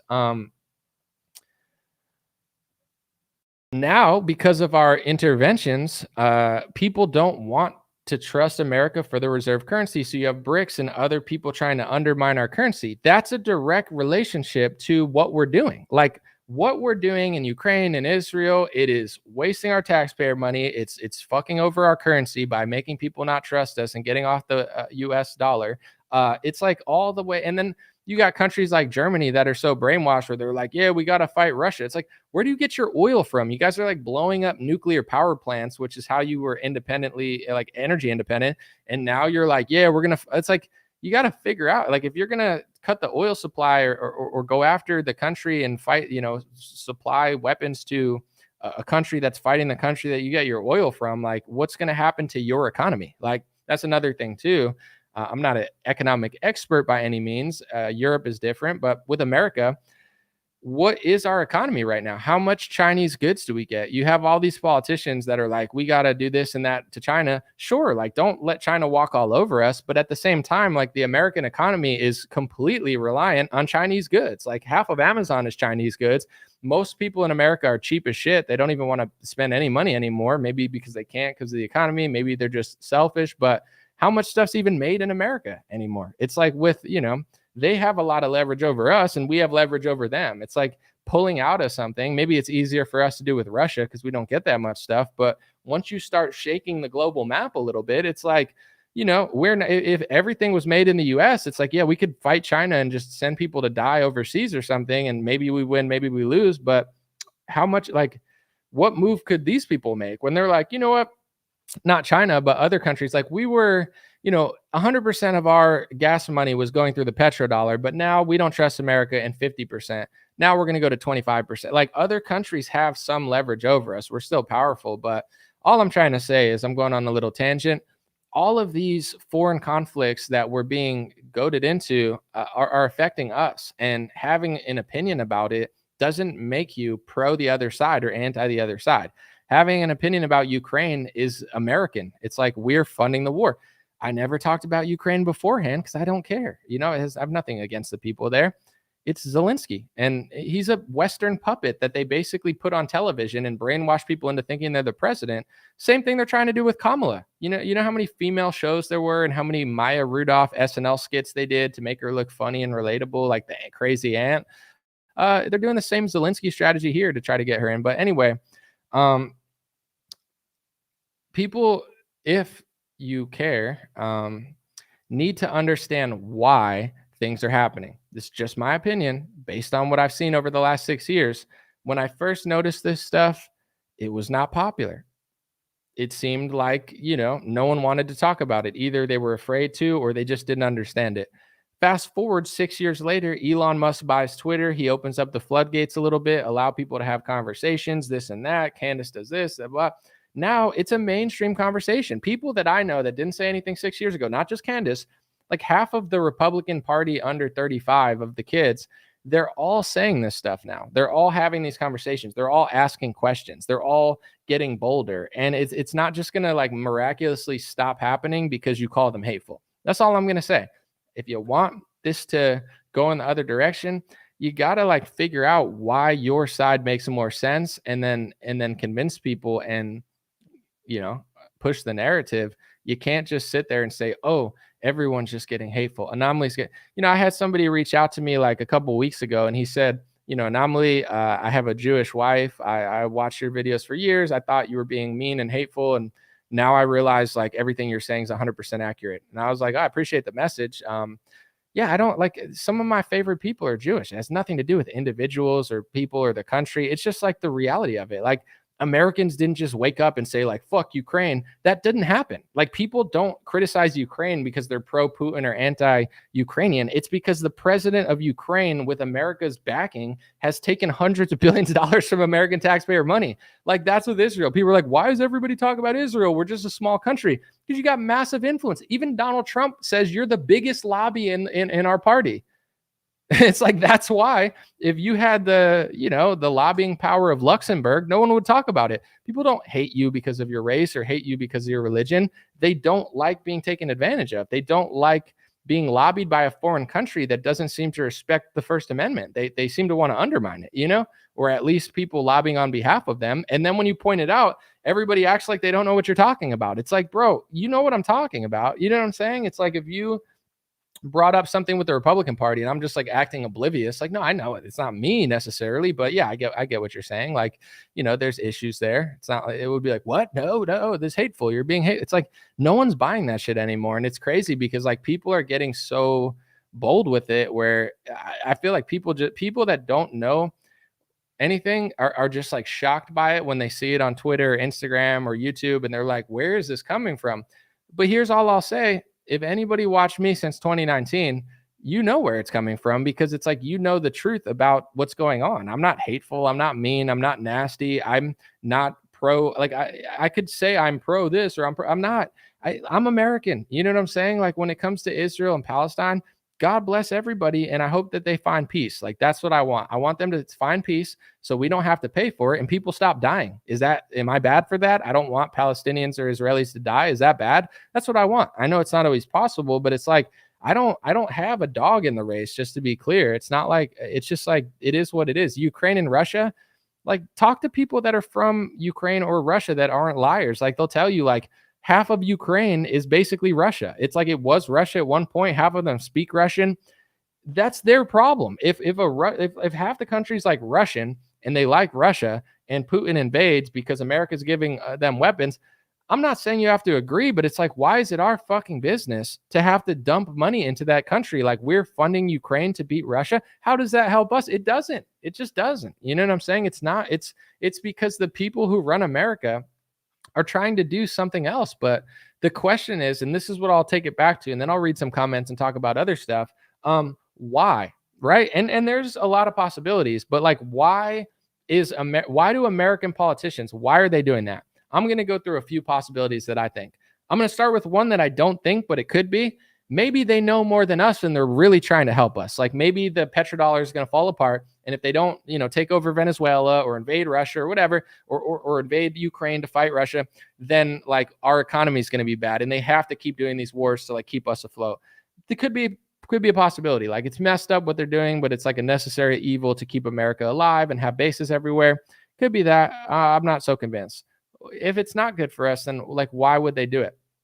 Here's a conclusion that I've come to, not from being hateful, just from being smart. What if our country was being run by people who have no loyalty to America, right? There's a million reasons that could be. People could be spies, this and that, but that's more complex. But it's like, how could someone, because I even think this when it comes to like Gavin Newsom or something. It's like, how could he fuck up California? So like, how is that good for him? He's the leader of California. Why would he want to fuck up California? It's one of the greatest pieces of land in the world. California is incredible. It's got you could look at a beach and a mountain at the same time. People are like, oh, California sucks. California is fucking awesome. It's one of the greatest states in the country. It's just terrible management and hard to live there because of how much expensive it is. And the cities are shitty. But in general, it's like, why would you want to destroy this great state? Why? And Gavin Newsom, my guess is, it's a power and money thing. He gets the power, he gets the money. In exchange, he does what certain people want him to do, the Democratic Party. He knows that, he probably instinctually knows some of this stuff's really bad. In fact, he's starting to change his tune. He's like out there saying we got to clean up homelessness. It's like, dude, I don't believe him, but I appreciate the fact that he's doing that. I hope he turns around and starts being a great governor. I'm not going to count on it, but it's like, how is making this place go to shit good for you? But it's like, it's only good for him if he's making tens of millions of dollars and getting powerful and famous and eventually could be the president, the power and money in exchange for so then it's like, who's paying him? Like, is it the insurance companies that are making a fortune off of the socialist healthcare in California? Is it, that's one of the big lobbyists that pays Gavin Newsom. It's the healthcare, because in California, you can't get away from healthcare. You have to get healthcare or else you get a penalty. So then they do deals with the government of California and they make billions of dollars. So, I would guess that Gavin Newsom is controlled by a lot of things, but one of them being the healthcare industry. I don't hate healthcare. It doesn't make me anti-healthcare-itism. It's just like, that's the reality of what I think one of the many donors and lobbyists that control Gavin Newsom. When it comes to like American politicians, this is something that people are realizing. There's a lot of politicians that don't care about America because they don't have loyalty to America. They have not just dual loyalty, but loyalty somewhere else. Let me give you an example. If I was constantly favoring the Vatican City over America because I was a Catholic and I said Vatican City's blah, blah, blah, and you accused me of dual loyalty and I said, no, you're just being hateful or whatever. You just hate Christians and Catholics. But eventually I believed from my scripture that I was supposed to go to the Vatican City and run away from America. I wouldn't care if America fell apart because America's not my nation. My nation would be Vatican City. I'm sorry, but there's a lot of people that plan to do that with Israel. They don't give a shit about America because one day in their text, it tells them, go there. So it's like they can do what they need now, but eventually it's like, whatever, it's not my country. And then once you're at that country, it's the same as being American. Like, don't you care about this country? Yeah, because this is where you're from and your family's from. But if you were planning to flee to another country, you'd care a lot less. And the truth is, not everyone's doing that, but some are. It's literally like, I know people that are going to do that. So it's like, yeah, that could be a thing. It's not everybody. And a lot of the politicians, it's money and power. It's just like whoever pays them the money, whether it's the pharmaceutical industry, the foreign lobbyists, the Peter Thiel types, the George Soros types on the left. It's like whoever's footing the bill, then they kind of just balance the books. Like, I'll take the money, then I'll do what you want, sort of, and then I'll get this and that. And they just become professional puppets. Like a politician, even Trump. Like, I like Trump. Even Trump, I see him that same way. He's just a front man, right? He gets the money. It's like putting a coin in a like little doll, and then he does what and then it turns off. It's like, I know Trump has a little bit more to him, and that's why I like him more than most politicians. But he's also the same way. It's like people think he just miraculously was selling Pfizer and Moderna shots. Moderna had a joint patent with the government. Trump took money from Pfizer to after his inauguration. It's like he just sold out, like he took the money and he's a businessman. You give him $1 million, he'll rub your back. You give him $10 million, he'll rub your back more. You give him $100 million, he'll give you a piece of land in the Middle East in a speech law that says that it's hate speech to say that it's happening in the first place. That's what he's doing. That's what they're all doing. So it's like, it's not, and this is what I want to end on before I read questions. This is why you can't blame Israel, Jewish people, or anyone else, because it's not all people. It's not the whole country. And to be quite clear, why I believe you shouldn't blame anyone else. Why are Americans selling out? Why are Republicans who don't believe in pharmaceuticals selling pharmaceutical shots for a year? They didn't get tricked, guys. They got paid off. Most people are sellouts, and you have only your own country to blame and only yourself to blame, because if you don't take the money and you won't cave, then it doesn't happen. The only reason people are just so easy to buy. Everybody's such a sellout, and then everyone wants to play the victim. Like in the UK, like I don't believe it's Muslims' fault. People can say, oh, Muslims are taking over the UK. Why are white guys in UK so pathetic? Why do they think everything's hateful? Why are they afraid to talk about stuff? Why do they allow the speech censorship? I'm not trying to be rude, but I listened to Michael Bisping, and he's a white guy from the UK who was a MMA fighter, and he used to be such a badass. And now when I hear him talk about stuff, he's like, I'm against censorship, but like, if you're just not hateful on Twitter, then nothing will happen to you. He's just being like a beta. I'm not going to call him a beta because he'd probably beat the shit out of me because he's good at fighting. But in general, it's like he's being lame. He is kind of being a beta, where it's like, that it's wrong and you say that it's wrong, but you're saying it in the safest way possible. And it's like, you just shouldn't say anything hateful on Twitter anyway, because then you won't control. What is hateful, bro? What is hate? The truth could be hate speech. So it's like you are painting it as like, I'm against censorship, but everyone's, if you just don't say hateful things about other races and be racist on Twitter, then you won't get in trouble.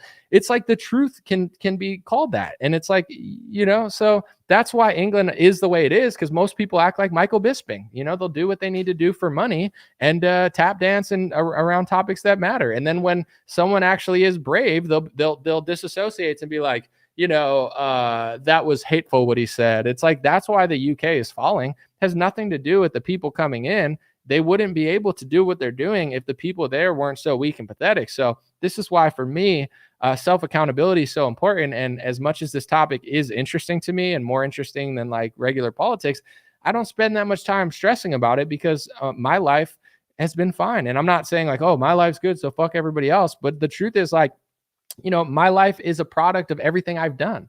And I've got to meet great people of every race and religion. And I've met not good people of every race and religion. And you get to choose who you want to spend your time with and who you don't. So it's like, I don't consider myself some massive victim because of my skin color, my religion, or these people are paying off my politicians. It's like, why are politicians so easy to buy? Why is Thomas Massey the only one with a set of balls? Why are all the news hosts so quick to sell out? Why are all the corporations playing along with this DEI stuff? Like, I can't answer you this question because I'm not that guy. And people could be like, oh, it's just because you made money making YouTube videos. Guys, I was broke my whole 20s. The most I ever had saved was like $10,000 in my savings account. And I blew through it in like 6 months trying to do political activism and like just quit so I could focus on politics when I was 24, and went for my passion with no idea that I could even make money in it just because I cared that much. It's like everything I got, I worked for. But in general, I was that guy when I was broke too. Like, I'm not a bitch. Like, I'd rather starve than fucking be a sellout. That's just how I've always been. Like, even when I had no money in the bank account, it's like, yeah, I'd work a job just to get some money real quick. But I'd always be like, if I didn't like it, get out of here. Like, I wouldn't just sit in a company I hated, like put on your pronoun and say you have no dick. And it's like, or I just quit and say, fuck you. And then if everybody did that, then they wouldn't do that. Like, it's like everybody plays along. Look at the COVID vaccine. It's like, 50% of the country knew better, but 75% of the country played along to it because I don't want to lose my vacation. I want to go see the New York Knicks. I want to get my basketball salary. I want to get my 401k. Yeah, I get it. But at the same time, it's like, I'm not fucking injecting myself with synthetic mRNA that is rushed and has no liability for through Operation Warp Speed, because then it's like somebody like holding stuff for ransom. Like, I'm not a slave. So it's like, yeah, I want to make money. I want my retirement, whatever. But it's like, you're going to hold a vaccine and say, inject this 3 times into your body or else you can't get it. Fuck that. That's like a threat. You know what I'm saying? That's like somebody holding you up with a gun. It's like, I guess, yeah, just take my stuff. But then it's like, now don't you have a duty? If you were held like that, shouldn't you spend some of your energy like fighting back against that system? Or are you just going to sit there and play along to it and say like that's the type of stuff where it's like, this country is in the direction it is because everybody just plays along to these things. And it's like, there's so many things that make you feel like you're doing something when you're really not. In my view, it's like, well, I'm a Trump supporter, so I'm fixing the country because Kamala created inflation. Trump and Biden created inflation. The Federal Reserve created inflation. The COVID money printing created inflation. Big pharma lobbying politicians created inflation. The lockdowns created inflation. Other things, the Fed probably, and you know, when they took it off the gold standard and printing too much money and all that, like it all played a factor, but most of it is the money printing from both parties. That's the truth. So it's like, you got probably 100 million Republicans in this country that are like, inflation is because of Joe Biden. I can't afford anything. Neither can I, but it's a dual party operation. I think Republicans are the better party, but I'm not going to sit here and say that Biden created inflation by himself. It's not true. But it's like, but people will do that and be like, I'm fixing the country. How are you going to fix the country when you can't even admit why it came here in the first place? That's why they don't really care. Of course they want Kamala to win. Of course they want her to win. But there's a lot of rich and powerful people that also want Trump to win because they think he's going to, push their foreign policy agenda in the same way that a lot of people want Biden and Kamala to push their Ukraine agenda. And, it's a crapshoot to see who does what when they actually get in. But in general, it's like, a lot of people don't care who wins the election because it's like, whatever. And until the American people figure that out, it's just going to be the same cycle on repeat. And that's why, the point of this was to just tell people, like, I'm not asking people to be hateful or negative or overly judgmental or angry or none of that stuff. That, like, you could look at the problem and say, oh, this is that, and I'm blaming these people. But really, there's no one to blame but ourselves. Like, there's a lot of people in right-wing media where they know where the line is and they toe the line. To me, it sounds like I'm being a hater, but these people are just as complicit as like a Don Lemon. Don Lemon is egregious and he'll lie for money on CNN. Chris Cuomo's egregious and he'll say whatever he has to say, whether it's PBD or, CNN or whatever. And these people suck, right? People like, I don't know, Chris Matthews and Rachel Maddow, they're horrible. But then people say, oh, there's the people on the right, they're the truth because they're doing the same thing. Rachel Maddow appeals to those people to get them to do other things. And then you got people in right-wing media that appeal to your patriotic, there's only 2 genders, close the border, and they feed you what you want to hear so they could toss you in the wrong direction too, because if they didn't have pro-America talking points, you'd never believe them. So it's like Rachel Maddow's for them and these people are for you. But a lot of them are going to lead you in the same direction. And I find like, I understand there's different games you got to play, but I think people in right-wing media that knowingly toe the line just to make money, I think in some cases they're worse than Democrats because they're basically gatekeeping the side that would actually figure this stuff out and making sure they don't go anywhere, and occasionally like throwing jabs at people who say things that they know are true that they're not allowed to say to keep their income. So it's like, is someone like that really better than Don Lemon? Their rhetoric's better. They speak more truth. They help the country more some ways socially, but really it's like that's their role, is like tell the American people all the obvious stuff they want to hear about gender and race and the border, but make sure you don't go here or else you can't be here. And they know that they're doing that. There's a name I have in mind, but I'm not going to say it. I'm going to be respectful. How is that better?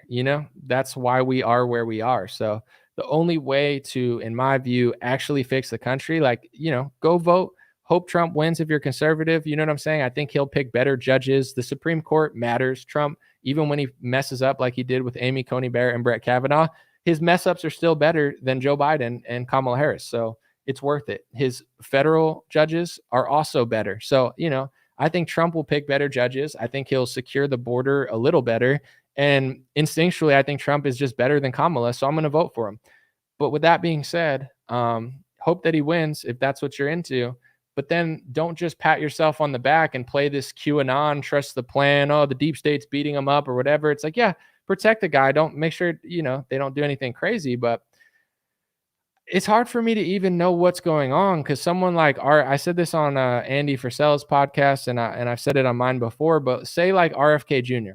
RFK Jr. will go on podcasts and he'll say that his family was killed by the government and the CIA or one of the agencies, and like the government killed his family. That's what he thinks, right?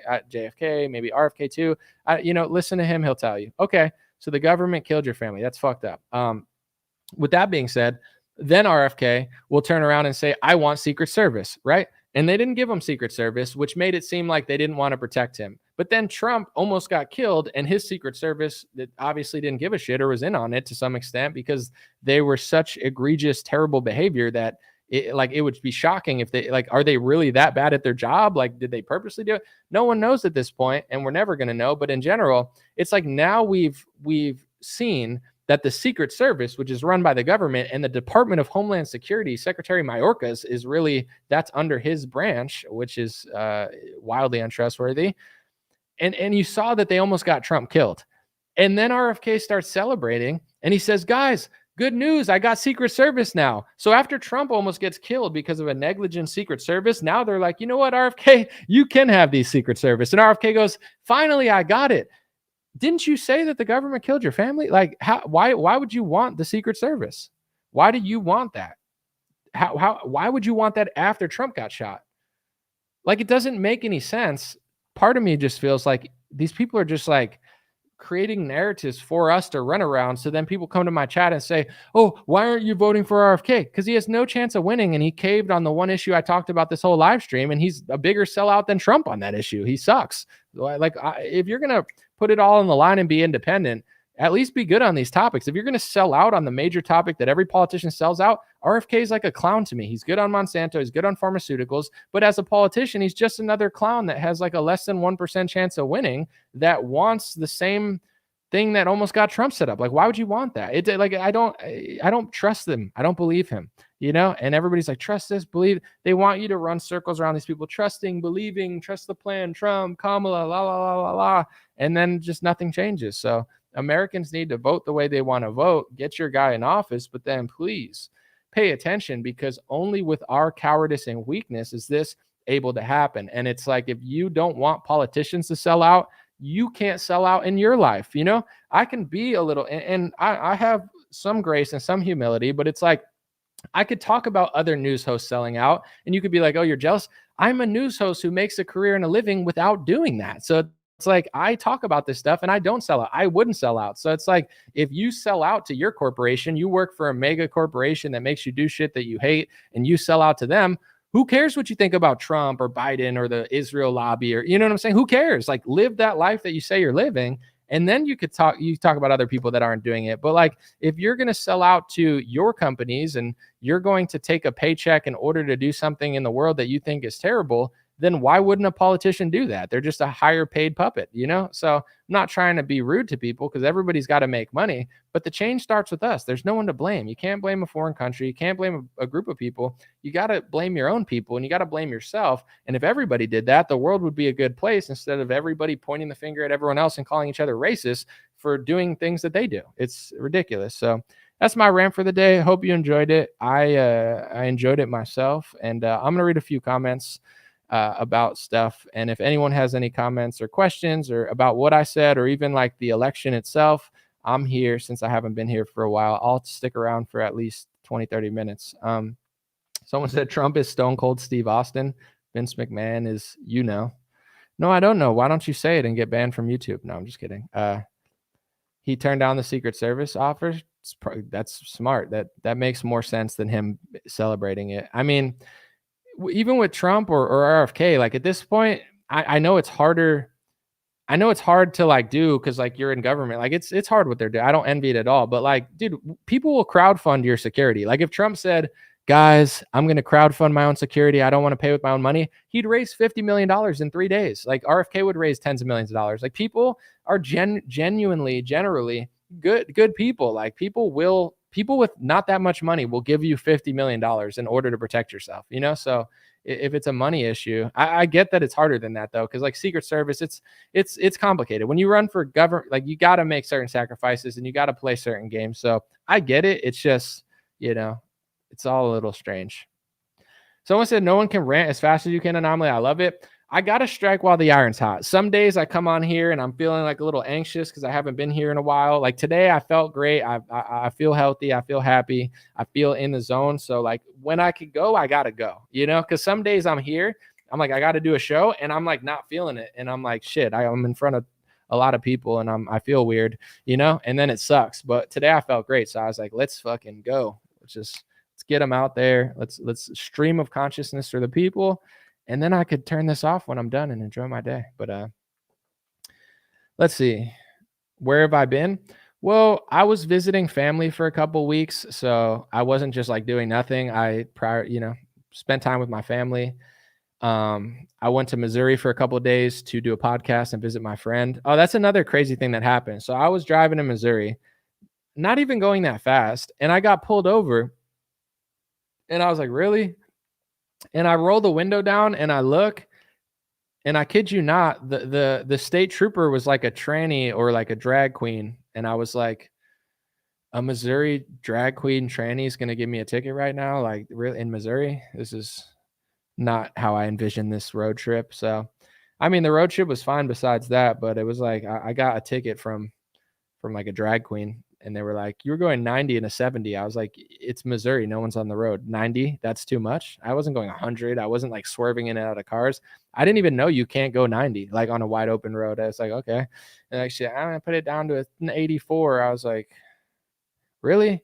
Yeah, that's what we're doing here. You're going to write me. I'm the one that's doing things wrong. Okay. Whatever you say, you know, thank you. Thanks for ruining my day. But I didn't even let it ruin my day. I was like, whatever.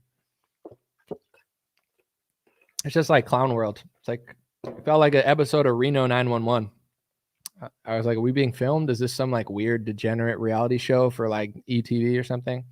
I thought maybe they'd give me the benefit of the doubt too. You know what I'm saying? I was like, I'm just, just trying to like be personable. How long do I spend with screen time lately? I mean, too much. I don't know. But the thing is, my screen time's not accurate because a lot of my screen time is me just like playing videos and listening to them. So I don't know. I try to not stare at the screen too much, but too much, bro. Drag's taking bribes now. That I didn't offer anything. I was just like trying to be nice and personable, but that did not work. Anyway, someone said I got pulled over by a bull dyke once. Very rude. This person was nice, but it's like nice doesn't matter. Like nice would be not giving me a ticket. Nice is not being nice and giving me a ticket. That's douchey. Yeah, it was pretty wild. Here's my thing, though. I'm going to go on a little speeding rant. You know what's unsafe when you're driving? Because I'm a very safe, smart driver. I don't drive dumb. I don't ride people's ass. I don't swerve in and out of trucks. I drive very intelligently. But here's the thing. If the speed limit's 70, and you got trucks in the right lane going like 75, and you got some retard, excuse my language, I mean some amazing person in the left lane going like 75, and they're driving the exact same speed, and everyone's behind, they can't pass, everybody's getting antsy and stuff, like that's unsafe. Driving 90 when no one's on the road in a 70, that's not unsafe. Like if I was driving 90, swerving in and out cars, just being a dickhead, trying to get ahead of everybody, like that's a little bit unsafe. I don't drive unsafe. So it's like, you're going to give me a ticket for what? For fucking going... What if I was going 85? That would have been fine. Oh, if you were going 80, it's fine. Then what the fuck's the point? Like, how is that unsafe? Like, you're not giving me a ticket because it's unsafe. You're just a dickhead. Like, you know, unsafe is driving slow on the highway. Driving unsafe, like, is driving next to a truck but not passing and just sitting there. Like, that's not safe. What I was doing was totally fine. But anyway, rant over. I don't like tickets. Fuck that person. But whatever. Excuse my language, but I'm just being honest.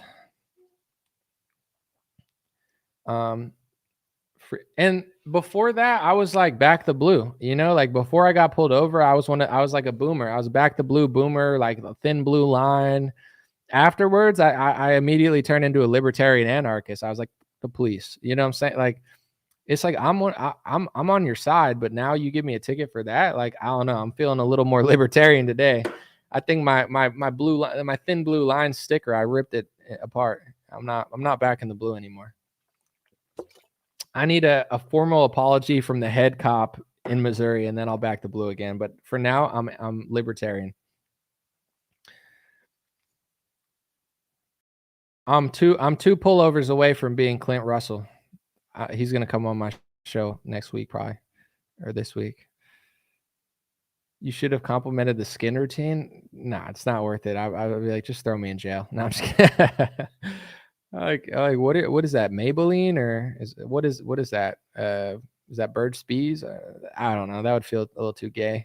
I'd rather just like get a ticket. I'm like, you know what? I was listening to the new Kanye CD too, like just trying to hear the whole thing because I wasn't gonna listen to it. I was like, whatever. But since I had 3 hours to kill, I was like, let me listen to the whole new Vultures too, like front to back. I thought the song Sky City was a smash. I think it's really good. It's a pretty wholesome song. It's definitely not like a degen because everyone's like his new stuff's degenerate. Sky City, I was vibing to that. That's the best song on the album, in my opinion.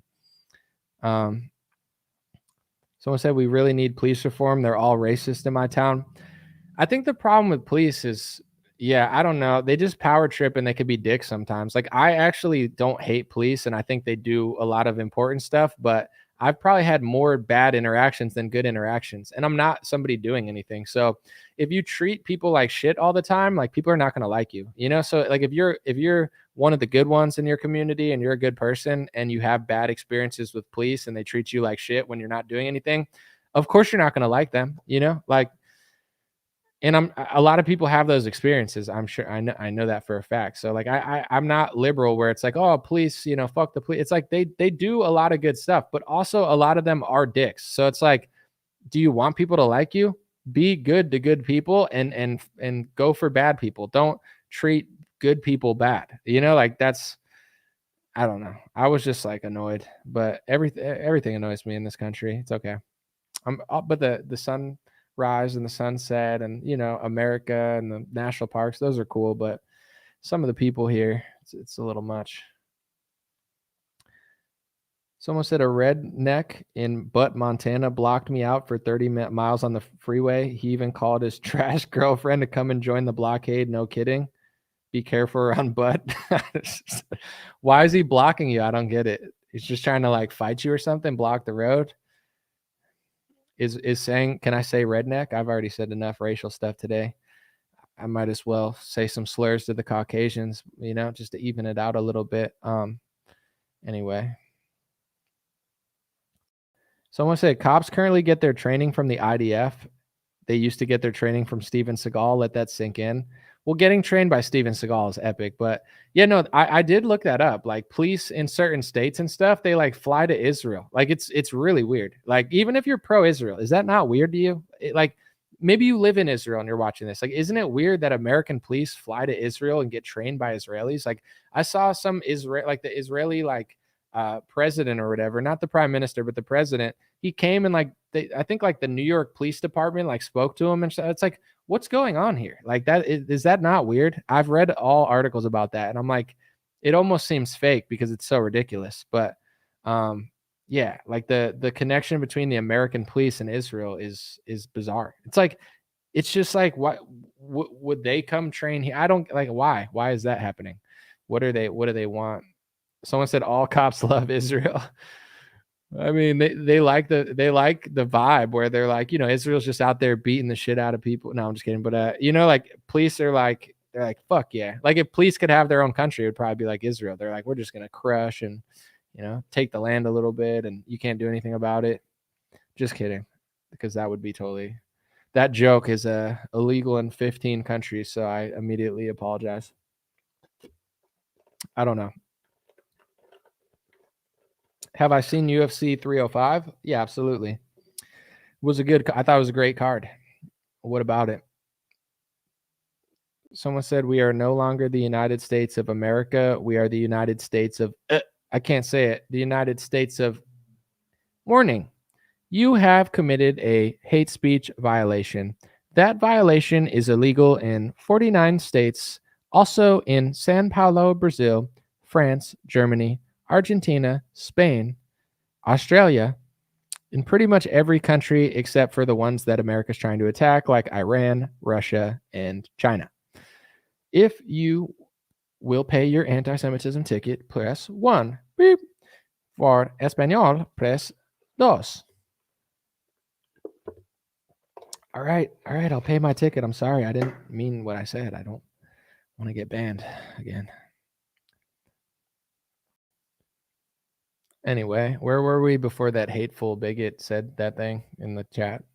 Sorry about that, folks. Someone said $100 from your bank account to each country. You got to pay every country when you say it. Speaking by yourself is tough. I lose train of thought after 3 minutes. Yeah, I mean, I have a lot of experience. I've been talking for a long time now, but yeah, it can be tough. For me, what I realized too is like I just had to do it every day because it's my job. So I'm like, I got to do it. But it's like some days you just don't feel like talking, And it's like if you're just like at work and your boss is like, hey, it's like you could just kind of like go and not talk that much. But here, I got to talk all the time. So like I'm just gonna try to be more picky and choosy. Like even Twitter, like I make money on Twitter, but it's like, is it worth it? I don't know. Like I don't like commenting. Like I say one thing and then I read the comments and I don't want to read the comments. And here's the truth. Like I appreciate you. I'm not trying to sound like a dick. Like, oh, I don't want to talk to people. It's like, shut the fuck up, Anomaly. You get all these views and like we fund you. It's like, yeah, I'm grateful. But like, I don't like Twitter that much. I like this. I like posting boomer memes on Facebook. That's fun. Instagram can be cool sometimes. I don't know. But like Twitter, it's like I say something and then someone says something and it's like, I don't feel like interacting with everybody all the time. You know what I'm saying? I don't feel like text conversating. Like I post a basketball video and this person says this and this person says this and that person says this. Like, what's the point? You know what I'm saying? Like, I just don't like the format. I feel like on Twitter, everybody's like combative. Like there's a little more community on like Instagram, but on Twitter, it's like everybody just wants to talk shit. I'll be like, hey guys, I just got back from a cruise. They'll be like, fuck you. And I'm like, what did I do? Like, oh, my bad. I was just jacked up on fucking cat turd and Dan Bongino tweets. I just lost it. I was like, chill out, bro. Like, I don't know. The vibe of Twitter, it's like everybody just wants to argue. I see all these beefs, like Milo and Nick Fuentes are beefing and shit. And it's just like, fuck, dude. Like, I don't know. Like they have a personal thing, I guess, or something. Like they don't like each other. Like I see like all sorts of just beefs. Like every day, like people are fighting. And my thought process to myself is like, I'm 34 years old. Like I like, why would I want to fight with a guy in another state over Twitter? I don't know. Like I want to find a wife. I want to like, grow my business. So I'm in a financial position to like retire in 2 years or something. I don't like, these are things I'm thinking like I want to go to the gym. I want to play sports. I want to hang out with my friends. I want to see my family. Like, I don't want to fucking beef with another grown man in another state on Twitter. Cause I don't care. Like, I don't care if you disagree. I don't care if you agree. Like, who cares? Like, what's the point? Why? Like, I hate drama. I hate that type of energy. Like, but that's all Twitter. Everybody's just fighting all the time. I know what I think. I know what you think. I know at this point, I pretty much know what everyone thinks. It's pretty obvious. Like Twitter has made it really obvious what everyone thinks because you just tweet your opinion 50 times a day. So it's like out of everyone I follow, I know who I agree with. I know who I disagree with. I know who annoys me. I know who I like. I know who's funny. Like there's nothing new. There's like, it's not like very rare does something new happen that I'm like, oh, I didn't know that. Like, Candace, it was new when she like started talking about Israel. Like that was new. Since then, it's been an escalation, but it's not like new, like it's like, oh, Candace has an opinion on Israel. Like it's like, yeah, last year that was new now. And I'm not saying it's bad that she's saying. I'm just saying like for me as a consumer, it's like, what am I doing on here? Like where are we going with this? Like where is it? Just I don't know. I want it off for a second. Someone said half the people need to get a journal.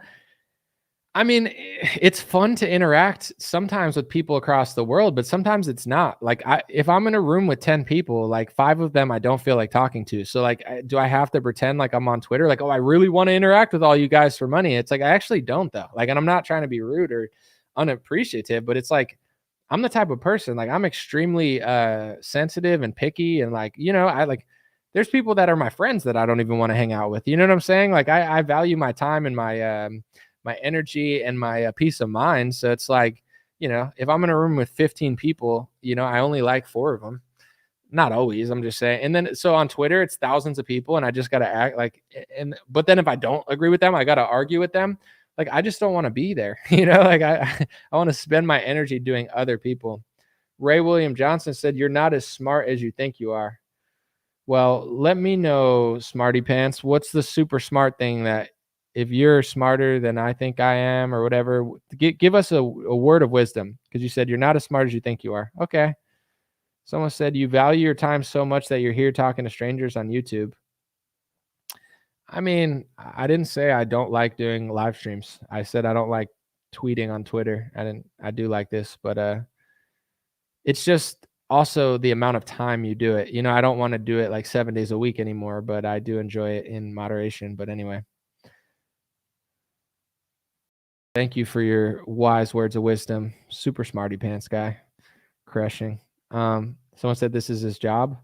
You're not as smart as you think you are, talking here to me right now. How do I feel about the Groypers going after the Trump campaign? You are kind of the OG of critiquing Trump.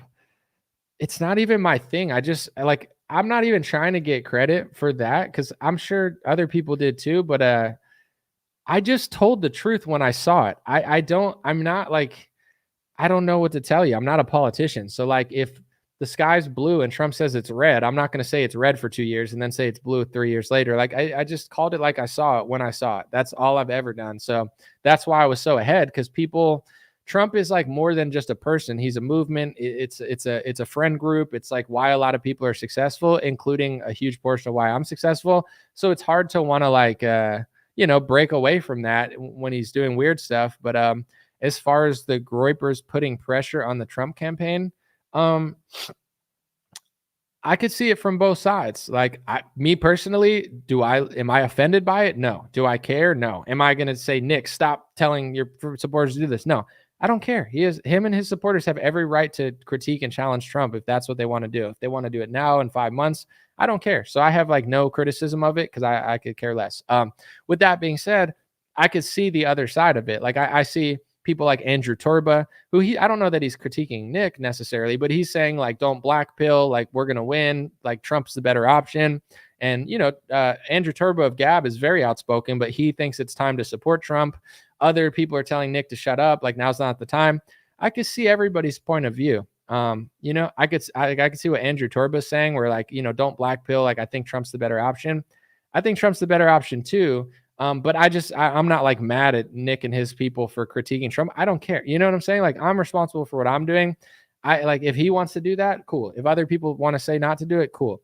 I'm going to do what I want to do. So I don't know what's right. And I want to say this too. I know what I'm good at. I know what I'm honest about, and I know what I'm not sure about. So when it comes to campaigns, like I don't know, like I know what I want, but I don't know what everyone wants. So like, what is a good campaign? I mean, I don't know. Joe Biden somehow won the election. Like Trump beat Hillary Clinton. Like, Obama beat Romney. Like, what are they doing that's better? I'm sure that Trump's campaign and Hillary's or whatever her name is, Kamala's campaign, I'm sure they have analytics and data. Like Facebook has all your data. Amazon has all your data. Instagram has all your data. They know how to market everything to you. Everyone's reading, listening, like everything you ever do is being calculated, and then they're throwing ads. Like they have all our shit. I'll think of something in my head and get an ad for it 5 seconds later. I was talking about something yesterday, like shampoo with my friend, and then I get a shampoo ad. Like they're listening to us. Okay. You don't think Trump's campaign and Kamala's campaign has this data? I'm not saying Trump's campaign's good. He constantly hires terrible people, so that there's a chance that the people he hired suck. And I'm reading that they don't even really like him. But, I'm sure someone in Trump's campaign is calculating all this data and trying to make data-based decisions. When I called Vivek Ramaswamy ChatGPT, I think it's accurate because he is like ChatGPT. But the thing is, it's not even just a diss where I'm making fun of him. My trust needs to be earned. I don't just give it out as easily as other people. But with that being said, Vivek Ramaswamy is a high IQ.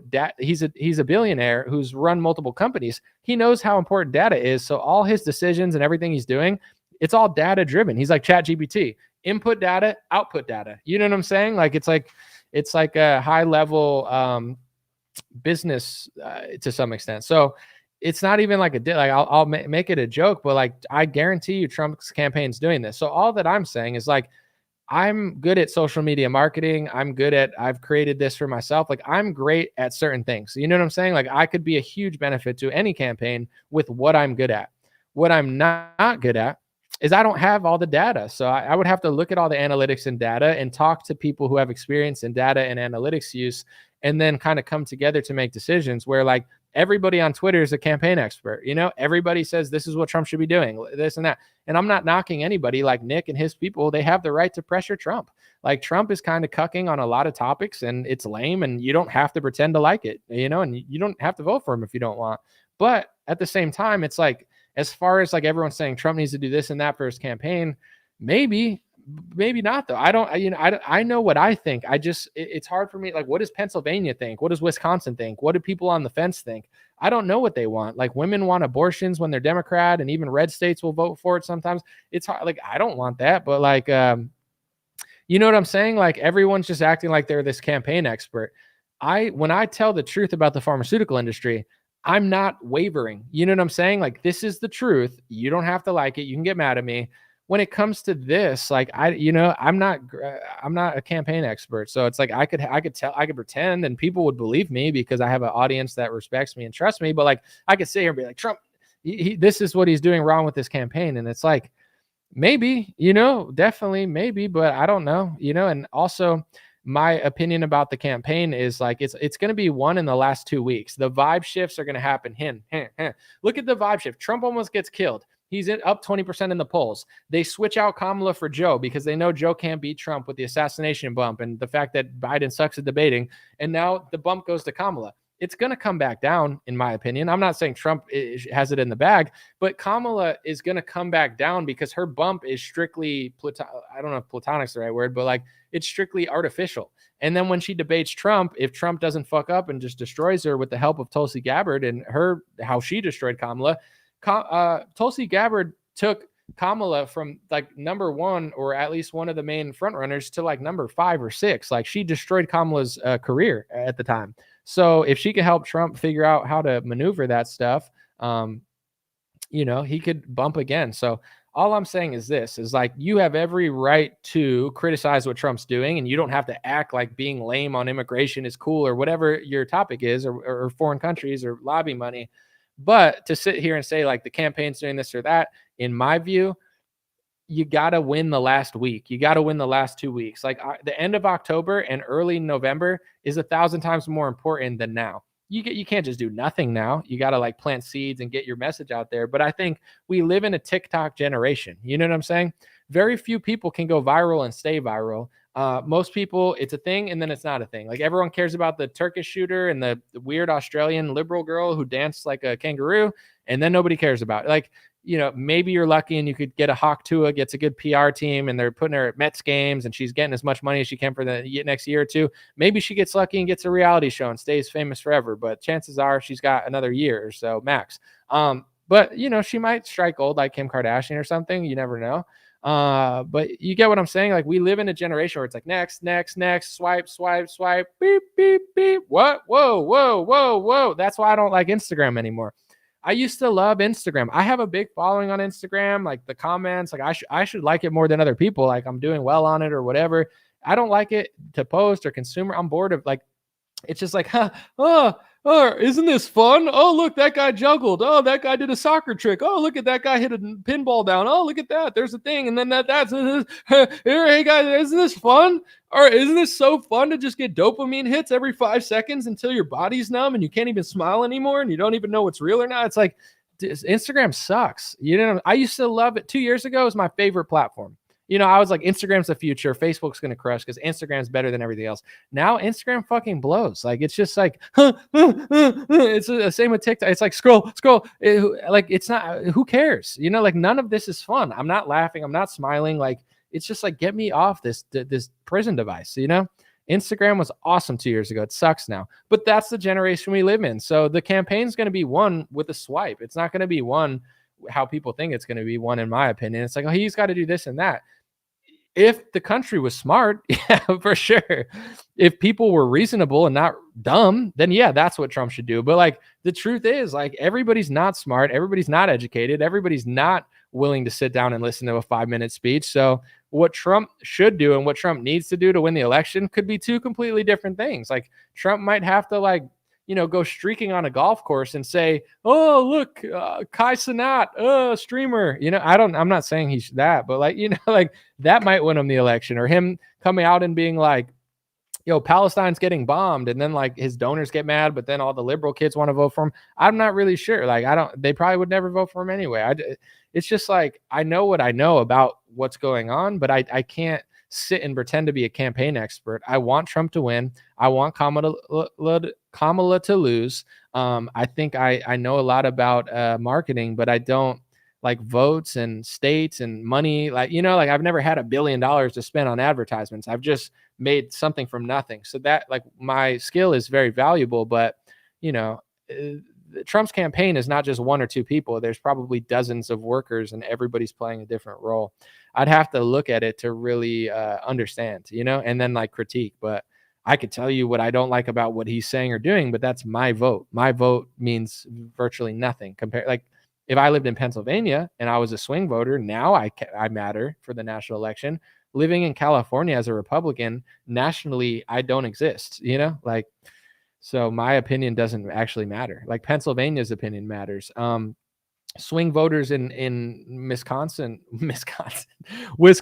or Michigan or, maybe Georgia, I don't know, Nevada, not losing Texas is important, stuff like that.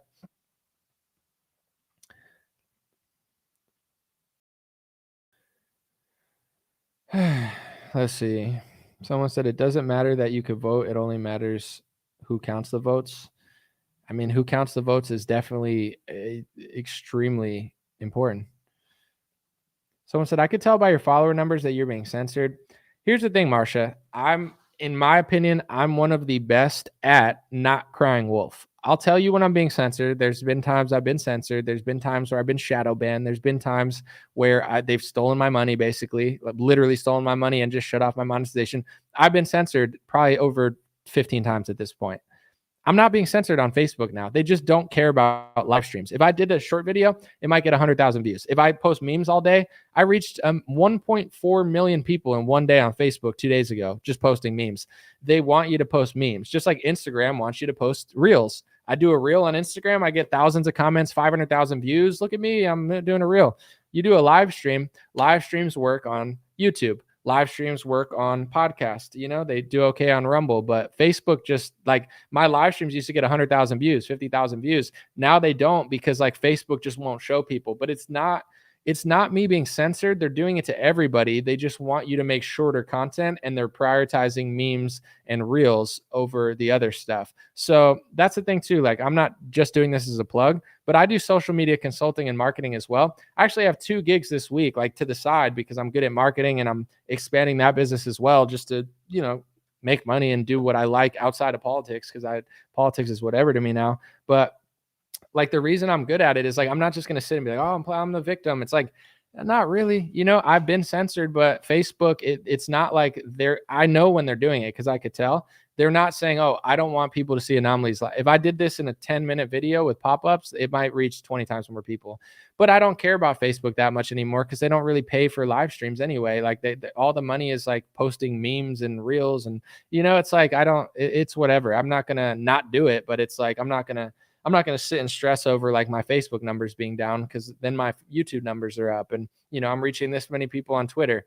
People on the right, they know, and I'm not saying everybody, but they know just saying I'm being shadow banned makes people want to support you more. But you don't want to be the boy who cried wolf. You want to point out when you're being shadow banned, when you're being censored, and when it's just an algorithm shift that you need to evolve and adapt. And this is the reason too, not to brag, but just realistically, I have 1.7 million or 1.6 million followers on Facebook. I've paid for 0 of them. I've run virtually no ads. I think the last ad I ran was in 2016 for one of my songs. People like Ben Shapiro, they're running so many ads to get their followers. I don't run any ads. I have 1.6 million followers. Go look at my engagement. It's better than any page with more, like, it's real. My Instagram has 450 or 60,000 people. My Twitter has 200,000 to 300,000 people. I've reached tens of millions of people. And then my YouTube has hundreds of thousands too. The reason I'm telling you this is because the reason I've been able to be successful on every platform and not just one, there's some people that have like a big Twitter, but no one cares about them on anything else.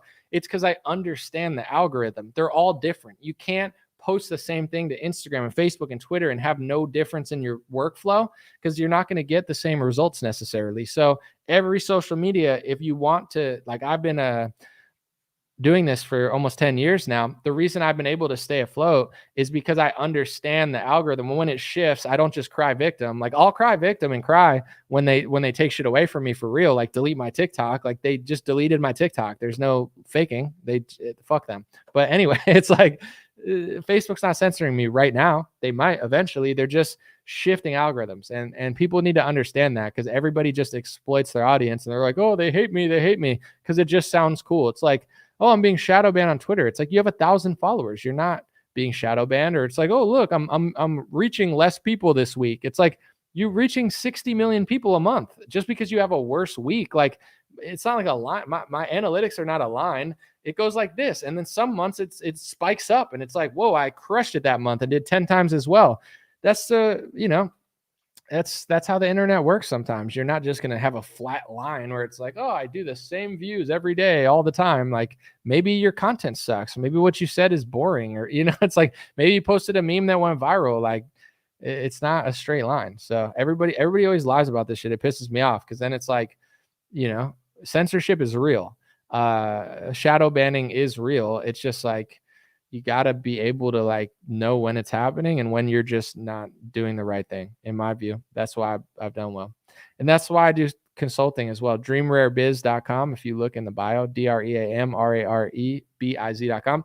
I have 2 gigs this week. One from my buddy who has businesses, so I know in person. He had me do consulting work for him last year for his businesses. It went awesome, and he like referred me to a friend, so I got it naturally.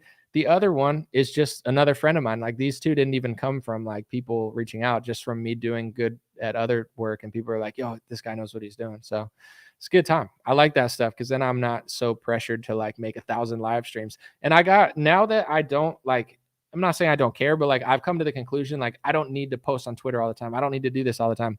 It's not like a bad thing. Like, oh, I'm going to get lazy. Now I could do things I want to do that I wasn't doing because I was so busy. Like, I'm going to have Bryson Gray on, and I'm going to ask him, because he's always saying biblical things, and everybody's yelling at him. Like, he's like, your wife shouldn't deny you for this. We were like, oh my gosh, that's so sexist or whatever. I'm going to do a segment where it's 10 times that Bryson's gotten in trouble for his biblical views and what he said, why it was controversial, and what it says in the Bible. Because everybody likes, the nice passages in John or Proverbs. That is like a beautiful thing. And of course, I understand it. I like them too. But there's a lot of parts of the Bible that people don't like. And Bryson says them all the time. So I'm excited for that topic, whether you agree or not. 10 of the most controversial parts of the Bible, and how, the world has gotten mad when Bryson thinks that way. Because it's like, whether you're a Christian or not, it's interesting to know what's in the book, and how mad people get when you read the passage. I think I'm so excited to do that video, because it's like just interesting to me. It's not basic. Someone said Vance is unequally yoked. You think he's like strong or something? He seems a little pudgy to me, but maybe, I don't know, maybe he is jacked and I'm just like not seeing it. Let me see.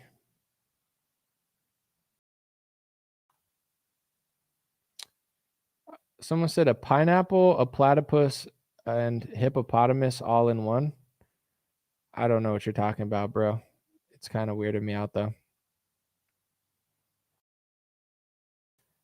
Anyway, all right, we got a couple more minutes and I'm going to roll out. Someone said you knew I was a Vivek before you took me in. Dude, he's an interesting one, because it's like, God bless him, but everybody everybody loves Vivek. They trust him, like libertarians, Republicans. I'm not saying he's terrible. I just I don't know. It's interesting like how much people are like, he needs to be the next president. I'm like, bro, it's just, I don't know about that, but time will tell. So we'll see.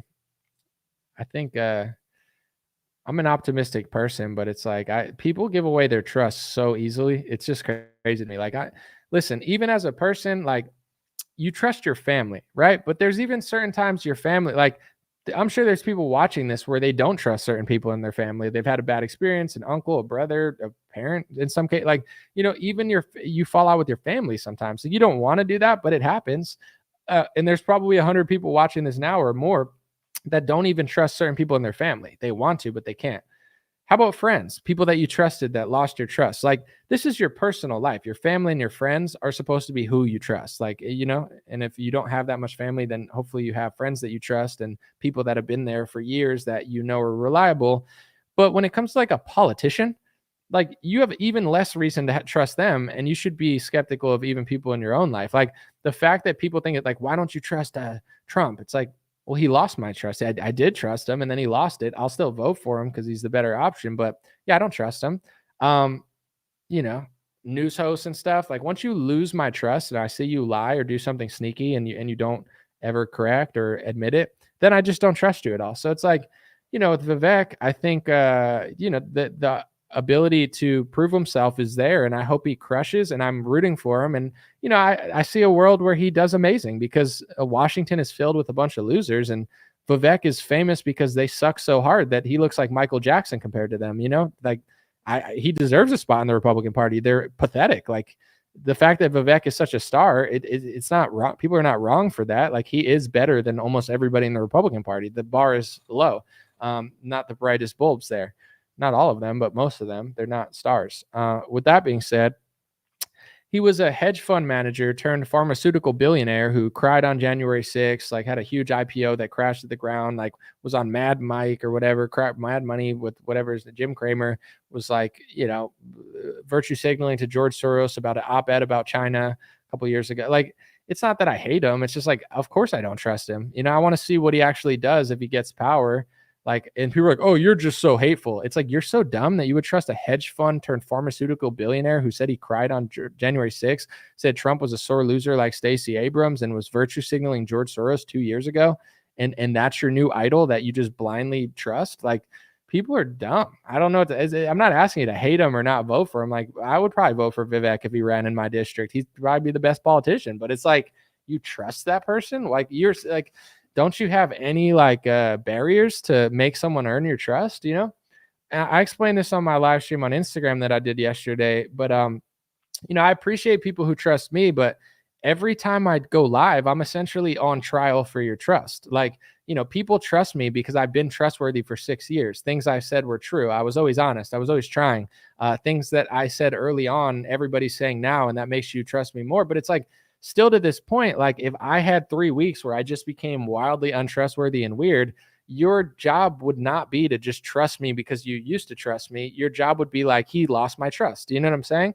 And some people I did lose their trust because they liked Trump so much. They didn't want to hear what I said if it went against what Trump said. So they stopped liking me. I don't agree with the reasons, but it's like they made a decision. I trust Trump more than Anomaly. So fuck them. Like a lot of people did that. I'm right, obviously, but at the same time, that's their right to do that.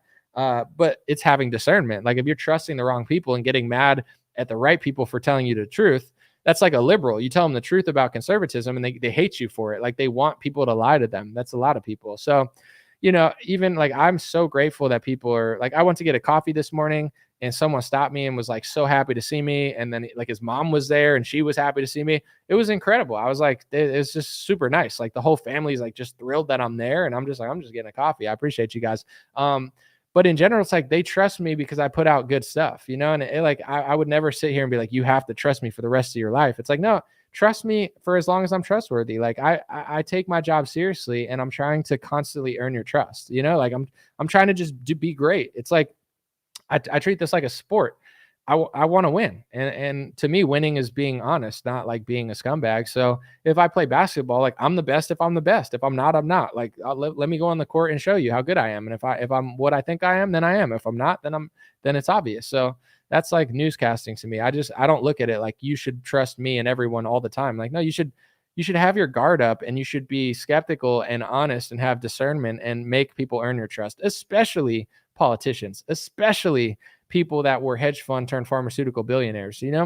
With me, it's like I fell for Bernie Sanders for a little bit when I was like 25. So it's like a lot of people didn't trust me because of that. Some people did, but it's like in general, I think people should trust me. But at the same time, I would understand why like a Republican would want to vote for a Republican that was a Republican for 10 years. And if like, imagine if I just ran, I was like, I used to like Bernie and now I like Trump. And it's been 2 years later. It's like, I'd rather vote for Rand Paul, who's been a libertarian for 10 years. Like that makes sense to me. I'm not forcing myself to the top of like the political pyramid, and I just got there. So many people do that though. They're like, people that fell for Hillary, like to me, I slightly fell for Bernie and I never like upset. Like I was just like, he's better than Hillary. Hillary is a liar. The establishment likes Hillary. I was never like a Hillary fan. Like there's people that voted for Hillary Clinton, and I didn't vote for Hillary Clinton. I would never vote for Hillary Clinton, but whatever. Like people that vote for Hillary Clinton, they show up in the Republican Party in 2018 and start writing op-eds for Fox, and all of a sudden people are ready to vote them into office. It's like, I'm like, I don't know about that person. I just, it takes a little more for me to like believe someone, but whatever. Someone said you aren't asking for blind trust. No, I'm not even asking people to agree with me. Like, I just want people to think, because at the end of the day, like once you're honest with yourself, you'll be able to figure out when I'm telling the truth. You'll be able to do the research on yourself. You'll be able to discern other people. Like it's not, I don't take myself that seriously. I mean, I respect myself. I'm not a fucking pushover, but at the end of the day, it's like everybody has something to share. Everybody has their pros and cons. Like the first step to getting things is considering it. Like I'm not a leader. I'm a news analyst, I'm a leader of my life, and hopefully I've led certain people in the right direction, but I don't have a movement. I'm just analyzing the news, like that's how I got what I got. I didn't get it by like telling people to follow me through the wilderness. Like it's just like, you want to untangle the news, I'll help you untangle it. You want to know what's going on, I'll do my best to show you, and like hopefully it improves your life and you make good decisions. It's if I was going to lead someone, I would have to have something, like I'd have to offer something. But right now I'm offering news analysis, reality, in some cases journalism and news reports that are meaningful.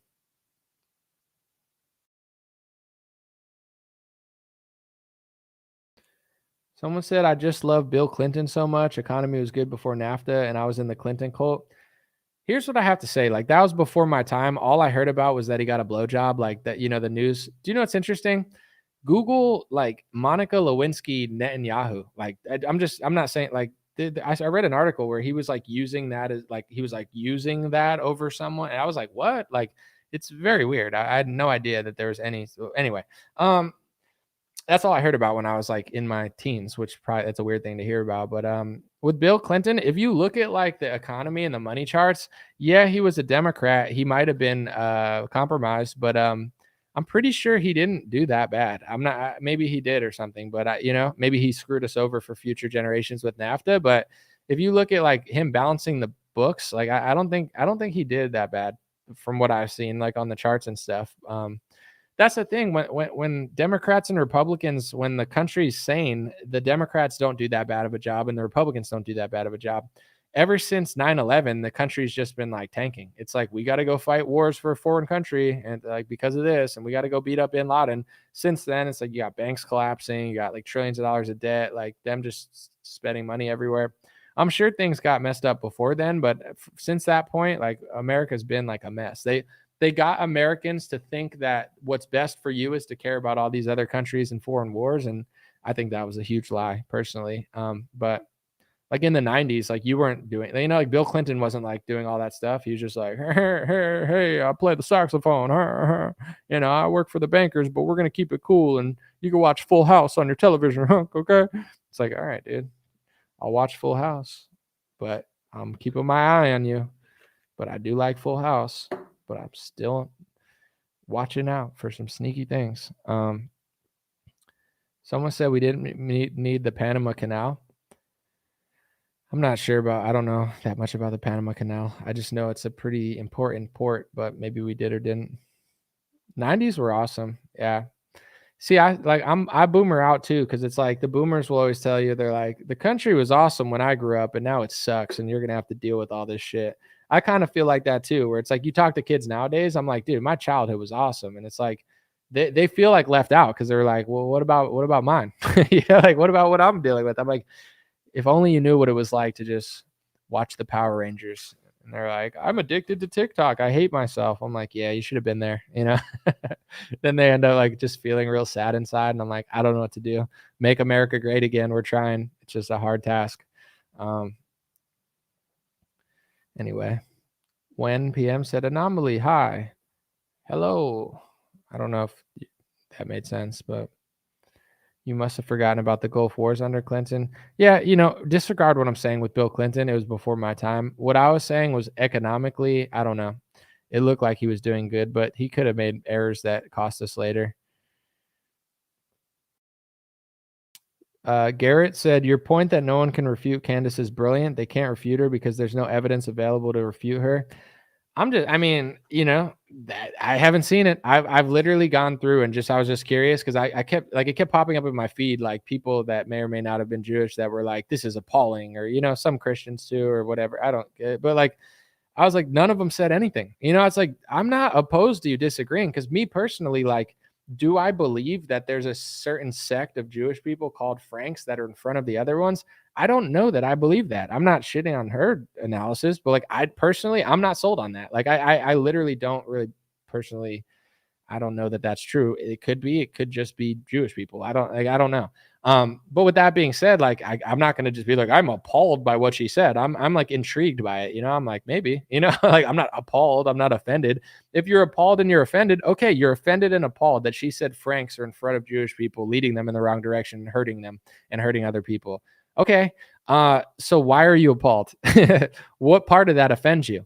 I haven't seen a single person be able to say anything because it's not really that offensive of a thing. In fact, she could have just said, it's just those people, they're all doing it. But instead, she kind of gave them an out where it's like, it's not you, it's not them, it's these people misleading you. It's almost like a nicer way of saying Jewish people are doing things. It's like, in my opinion, less controversial, but I don't know anymore because saying I'm a man is controversial. Like having a penis is controversial.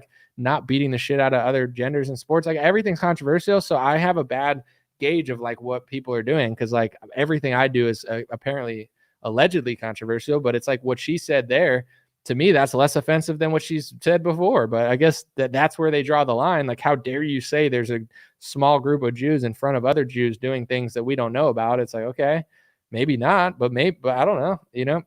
It's like, I'm so mad. Okay, what part? What part of that made you mad? Why is that so bad? Explain. No, I've not seen one explanation for it. The only one that explains anything is Andrew Meyer, which is why they have him on every podcast. Andrew has finessed his way into getting in all these Andrew Meyer. I've had him on my show a bunch of times. He's wanted to talk to these people for decades, but no one gave him the time of day. I gave Andrew the time of day when no one would because I thought he was worth it. Andrew, if you're listening, you're worth it. No, I'm just kidding. But, they gave him the time of day now, but it's because he's the only one that will at least have a conversation. And people respect people that will, if you disagree, you have to have a reason. Andrew gives reasons. He doesn't just say I'm offended. He gives actual reasons. I don't agree with all of his reasons, but at least he's giving one. That makes more sense than anyone else. It's like, here's why. And when it comes to him explaining the Talmud and stuff, a lot of people that quote the Talmud, they don't understand the Talmud. Almost no one does. It's hard. You got to be a top rabbi to understand it because it's the longest book ever. So it's like, it's easy for him to say that's because you're like, oh, I read this passage. What is the Talmud? It's this long books written by a bunch of rabbis where they're just having conversations. So it's confusing because it's like, oh, he said that, but he didn't mean it. But it's like, what is the book? It's not, it's like a religious text, but it's also, from what I understand, the Talmud is not necessarily everyone believes it, but the top rabbis, they consider everything in the Talmud and kind of navigate through it. So he was having conversations with Andrew Tate about the Talmud and saying that's not what that means. It says in the next verse that it doesn't mean that. And the truth is, I don't know if Andrew's telling the truth or not, but neither does anyone else in that podcast. Because I doubt anybody that's quoting the Talmud that's not Jewish, that just sees they said this about kids or about Jesus and stuff. They're only they've never read the whole thing. They've only seen the bad passages. So they don't know what the next verse says because it's most people never read it. So it's in order to understand it for sure and be 100% sure, you'd have to fully read it. It's like a massive encyclopedia of multiple books. Exactly. It takes up a whole bookshelf. It's enormous. Most Jewish people have not even read it. It's nearly impossible. You have to be a high level rabbi that dedicates years of your life. But with that being said, it's I don't know. I don't know what it means, but it's it does say Jesus is boiling in hot shit for eternity. So it's what's the context of that? The context is one rabbi hated Jesus, but then another one didn't or something. It's still kind of wild to have in a book. So, it's people are starting to question it. And Andrew is the only one I've ever seen actually respond and have a debate about it, which is smart because not saying anything about it is just confusing, and then no one's going to believe you. So I don't know. I don't like, I've heard that there's laws that say that, like, and I know this too, because I'm not talked to, I've watched videos of rabbis who speak in English, and like they put it out there on YouTube or whatever. And they say that you can charge a non, you could charge a non-Jew interest, but you're not supposed to charge another Jew interest or something. Like, that's what the rabbi was saying just on YouTube. He did like this like segment about stuff, and he was talking about usury loans and saying that it was too much and Jewish people should stop doing them. Like, that's what the rabbi was saying. But in general, it's like, I don't know what book that's a part of, but apparently they might have a law. Like, I'd never know unless I asked somebody, but they might have a law that says that they charge other races interest, but they don't charge themselves interest, like, that's pretty interesting. But if every group of people is too stupid to realize that that's happening, then it's like, whatever. I don't know. Like, nobody knows that, nobody's smart enough to figure that out or listen to things. So they just run around calling people hateful all the time and like yelling over Trump. It's like, okay, I don't know. Like, I'm open-minded about it though. That's why even with like the Frank thing, it's like, I don't, it's nice to be humble and not be so opinionated. Like, I'm opinionated about stuff I know for sure. If I don't know, like, what's the point of me yelling like I know? You know what I'm saying? Like, I don't know that much about those things, so I'm not going to pretend like I do. Like, I'll lean into what I know, and you feel better about it too, because in general, like, everything in this world, it's an energy transaction. So like, everything you do and say, like, I do believe in what comes around goes around to some extent. And you can find that in almost every religious text of, like, it's in the Bible, it's in the Quran. Hippies believe in it. Some people call it karma. And I'm not saying it's all the same, but everyone understands that, like, you get what you put out.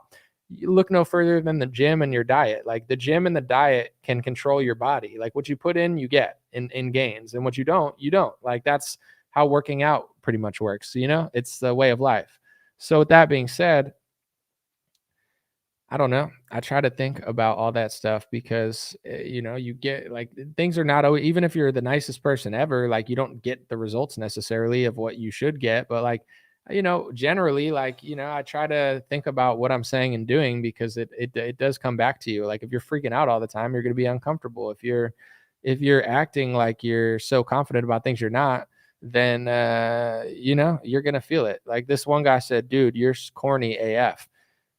You could call me whatever you want, but it's like, this is true. This is just how the world works. So maybe you're like an egotistical, headstrong person who has a inflated sense of self-worth. So you're like offended by basic self-awareness and psychology. Like, that bothers you. Out of everything in this discussion, it's just so corny to like think about how literally the world works and how to be a great human being. But other people that aren't delusional are like, no, that makes total sense. I'm glad, most newscasters don't talk about that, because they just scream and sell pharmaceutical pills and weird ads that they don't believe in.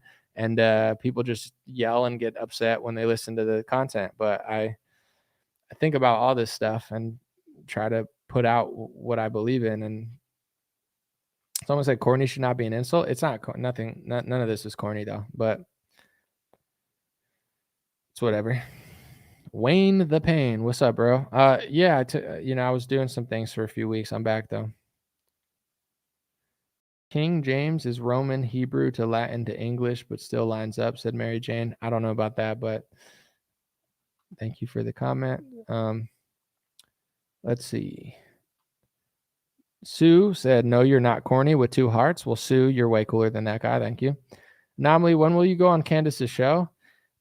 Whenever she invites me again, but I'm in no rush. I'm at the point in my life now where I'm trying to just be meaningful with my moves. Like, if people don't want me on the show, that's fine. I don't need anything. I've talked to Candace before, so when the time's right, I'm sure we'll talk again. But I'm just trying to simplify my life. Like, I want to say, like, 2 or 3 years ago, my life was easier. Like, it's not bad now or anything, but like, less is more sometimes, where like the more you have, the more things you're doing. I'm trying to like close tabs in my life at this point. Like, I had like 7 tabs open. I'm not trying to be lazy, but I'm trying to simplify what I do and max out what I do. So I'm not rushing around trying to get on podcasts right now. I don't really care, like that.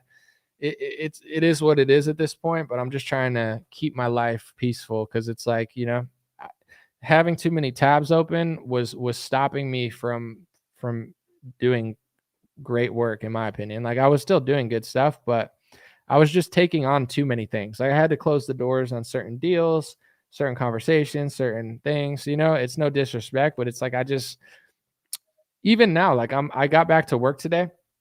I had a phone call in the morning. I have 2 people trying to do social media consulting with me. I have emails I got to do. I got business stuff I got to file. Like, even today, I'm keeping it chill and peaceful. And I have I have laundry that I got to fold in the dryer. So it's like I got 10 things I got to do, and today's like an easy day. Like, I can't be like, there's 3 people asking me to go on the podcast. So it's all good. It's just like, I realize I'm happier when I keep it simple. I don't want to like overextend again. I already did that. It wasn't the play. Someone said, as you get older, it's natural to want to simplify. I mean, I did it in my 20s too, to some extent, where it's like having a lot of stuff in your house. Like, I have more stuff than I used to. But I feel like I was happier when I had less stuff, like less clutter. Everybody has too much clutter, but it's just like things. And, I get the simplify, like simplification, and just like, I'm trying to think of the right word that people are like, minimalism or whatever, where it's just like, I don't know. More is not always better. Someone said, have you settled down, or are you going to settle down in a family way? Well, you have to have a wife to settle down. I'm not going to settle down by myself. But at this point in my life, I mean, I've dated. I don't talk about it, but in the last 4 years, I've seriously dated 2 people for like a longer period of time. It just didn't work out, for different reasons. But at this point, I guess I'm pretty picky. I don't think I'm not a settler, in the sense of like, I want to do it once and do it right. So at this point in my life, I think, I'm not in a huge rush, but I'm not trying to wait forever. It's just, I'm not trying to like rush into with some chick that I don't really like that much, or make sure that it's right and going to last forever. So I'm in a good place. So I feel like, for what I've done and what I've accomplished, and like where I am, I'm grateful, and I like everything comes in due time. So there's pros and cons to everything, but yeah, eventually I would like to do all that, but you can't force it with the wrong person. Will I date a jabbed chick? I don't know. I mean, I don't know. Cross that bridge when you get it. Depends if she detoxed. No, I don't know. Someone said, never settle. You deserve the best. Good things are worth waiting for. Yeah. I mean, I think in this world too, it's like, I have more options than I used to have. Like, the better you do and the more successful you are, I'm not saying it's always the case, but like, I've never had a problem with women, but in my 20s, I was not mature. Like, I never cared. Like, I had girlfriends and stuff, but I was so focused on being successful at business. I never took anything that seriously. I was very selfish in my 20s. Now I'm definitely wiser. So like, it took me until I was like 32 to even think about having a wife. I wasn't thinking about being conservative or having a family. I just wanted to be successful in my career. Luckily, I'm a guy, so it's like, at my age, it's not that big of a deal as it could have been. But like, I feel like chicks and guys have different timelines where, younger is better if you're ready for it. But I just wasn't ready until I was 30, 32. And now, I've dated and tried things, but then it's like, if it doesn't work, I'm not trying to waste people's time. I'm trying to move on. So I'm not really mad, because I feel like at my age, like, especially the way the world is and stuff, like I got a lot of options, and I'm not trying to rush it. I'm trying to be selective and patient and smart with it, not just like jump into some random Jezebel that hates me or something. You want to make sure whoever it is, it's going to last forever. So I'm pretty thrilled with how things turned out. But if like, ideally, if I could like, everything happens for a reason, but it's like, if I would have loved to have like thought this way in my 20s. I just didn't, and most women don't either. And that's like, we're being tricked into not thinking that way. And then like, you get in your 30s and it's like, oh, I should have been thinking that way. That's kind of a societal trick for men and women. But I do think for men, like, it's easier to wait till your 30s than it is for a woman. It's not like, ideally, I think it's better for everyone to get married in their 20s, but Men in your mid 30s, I don't think is that dire. Women are on different timelines. I'm not saying it's dire, but it's like, I'll be all right. Someone said some random Jezebel. Did you say that? Yeah, I said that. Someone said tall, dark, and handsome. Well, I appreciate it. Someone said, I think you'll find someone that works in the medical or industry. Are you like a psychic or something, Mark? You giving me like a destiny? You're like, you're gonna find someone in the healthcare industry? Maybe, I don't know. I'll Mark the psychic. Maybe if it does, I'll come back and tell you you were right. But Lonnie said, stop being gay. You could think what you want. I don't care. You're just another YouTube guy with no picture. So say what you want. It's fun. It was funny though. Listen, I'm not just gonna let you lure me into bragging about myself, but it's whatever. Is Dr. Burks single? I don't know. That's not my type. She's a little too scarfy for my taste. I'm not into scarves or a lot of things that she does. Rusty said Anomaly's gonna marry a vaccine salesman. I mean, not everyone in the medical industry does that, but a large portion of them do.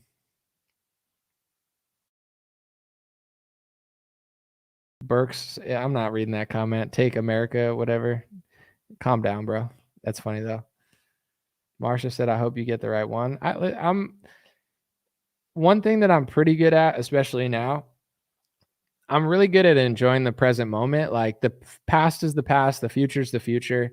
I'm not someone with a lot of regrets. Obviously, if you looked at my whole life and it's like, what would you do better now? Well, I'm 34, so there's probably thousands of things that I do differently. So like, but I'm pretty good at like not judging myself because like, my life has been crazy in some ways, but my job is crazy. My results have been crazy. So in order to get what I've gotten, it's got to get, like you got to get uncomfortable. You got to make mistakes and whatever. So I don't think that much about the past. I don't think that much about the future.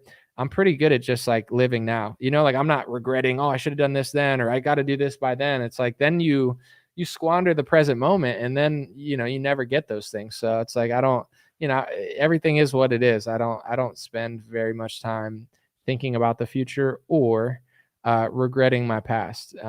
It's just like, it's like the Rod Stewart song. I wish that I knew what I knew now when I was younger. It's like, yeah, for everybody does that. Everyone wishes they knew now what they knew when they were younger, like, sure. But we don't. So what am I going to spend 5 years thinking about it? No, then I'll waste my time. Then I'll be 39 and fucking wasting 5 years of awesome life. I don't know. Not worth it. Someone said, I bet that's a real dating headline. What, I wish that I knew what I know now when I was younger. You're like, I'm a Rod Stewart fan. Where the ladies at? Rod Stewart fans. Like, you'll end up with like a 60-year-old. Rod Stewart, he crushes with the boomers. But I'm sure there's a lot of younger people that like Rod Stewart too. But I don't know if that's like the most poppin' thing that they're looking for. But all it takes is one. You don't need everybody. You just need the right one.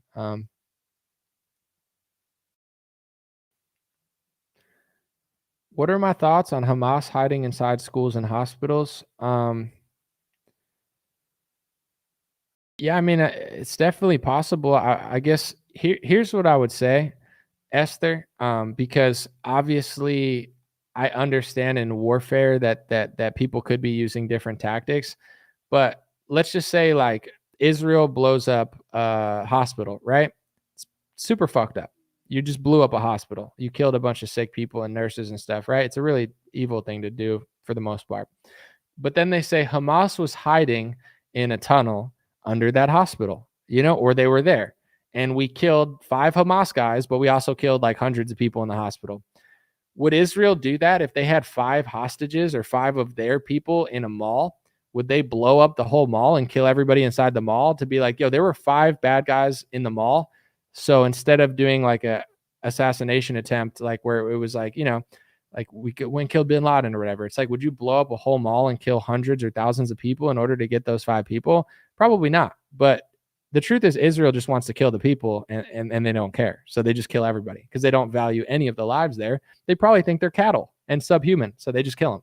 So, I mean, and another thing is too, is like, I don't believe it would be moral to kill a hospital in Israel. Like, I think that would be evil. But everybody in Israel, you pretty much have to serve in the IDF to be in Israel. Like, Israel is a place where I believe military service is mandatory. So with the logic that Israel has with Hamas, calling everyone Hamas, the hospitals Hamas, they're hiding under Hamas, how many people will you kill, innocent people, in order to kill a couple Hamas people in a hospital? Are you willing to kill 200 people? Well, if they did it the other way around, would it be justified because that hospital's filled with IDF soldiers? You would never allow that for your country. So, those same standards do not apply. I'm not an expert on the warfare in Palestine or Israel in the sense of where they're hiding or not, but it's like, how many Hamas did they kill over the last year? How many women and children did they kill? I believe they've killed tens of thousands of civilians. To kill how many Hamas people? 10, 50, 100? No one else operates in that way. Israel just has a massive, I would say, vice grip. Well, you can't say that because it's anti-Semitism, but it's true, on a lot of media and a lot of foreign countries. So it's like, if any other foreign country did that, it would be the craziest war crime and they would condemn it. But when Israel does that and kills dozens of journalists and thousands of kids, it's just like, don't talk about it or you're anti-Semitic. So, do those same. Would that apply to anyone else at any time? Like, is that okay? So I don't know. I don't know how many civilians you should kill in order to get those guys.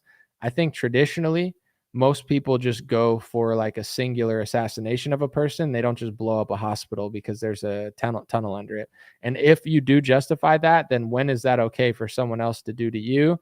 Because your entire country is filled with military members. You would probably say never, because you'd never want innocent civilians or even military people to get killed. So I think everybody's just kind of waking up to the Israel double standards. I'm not against them.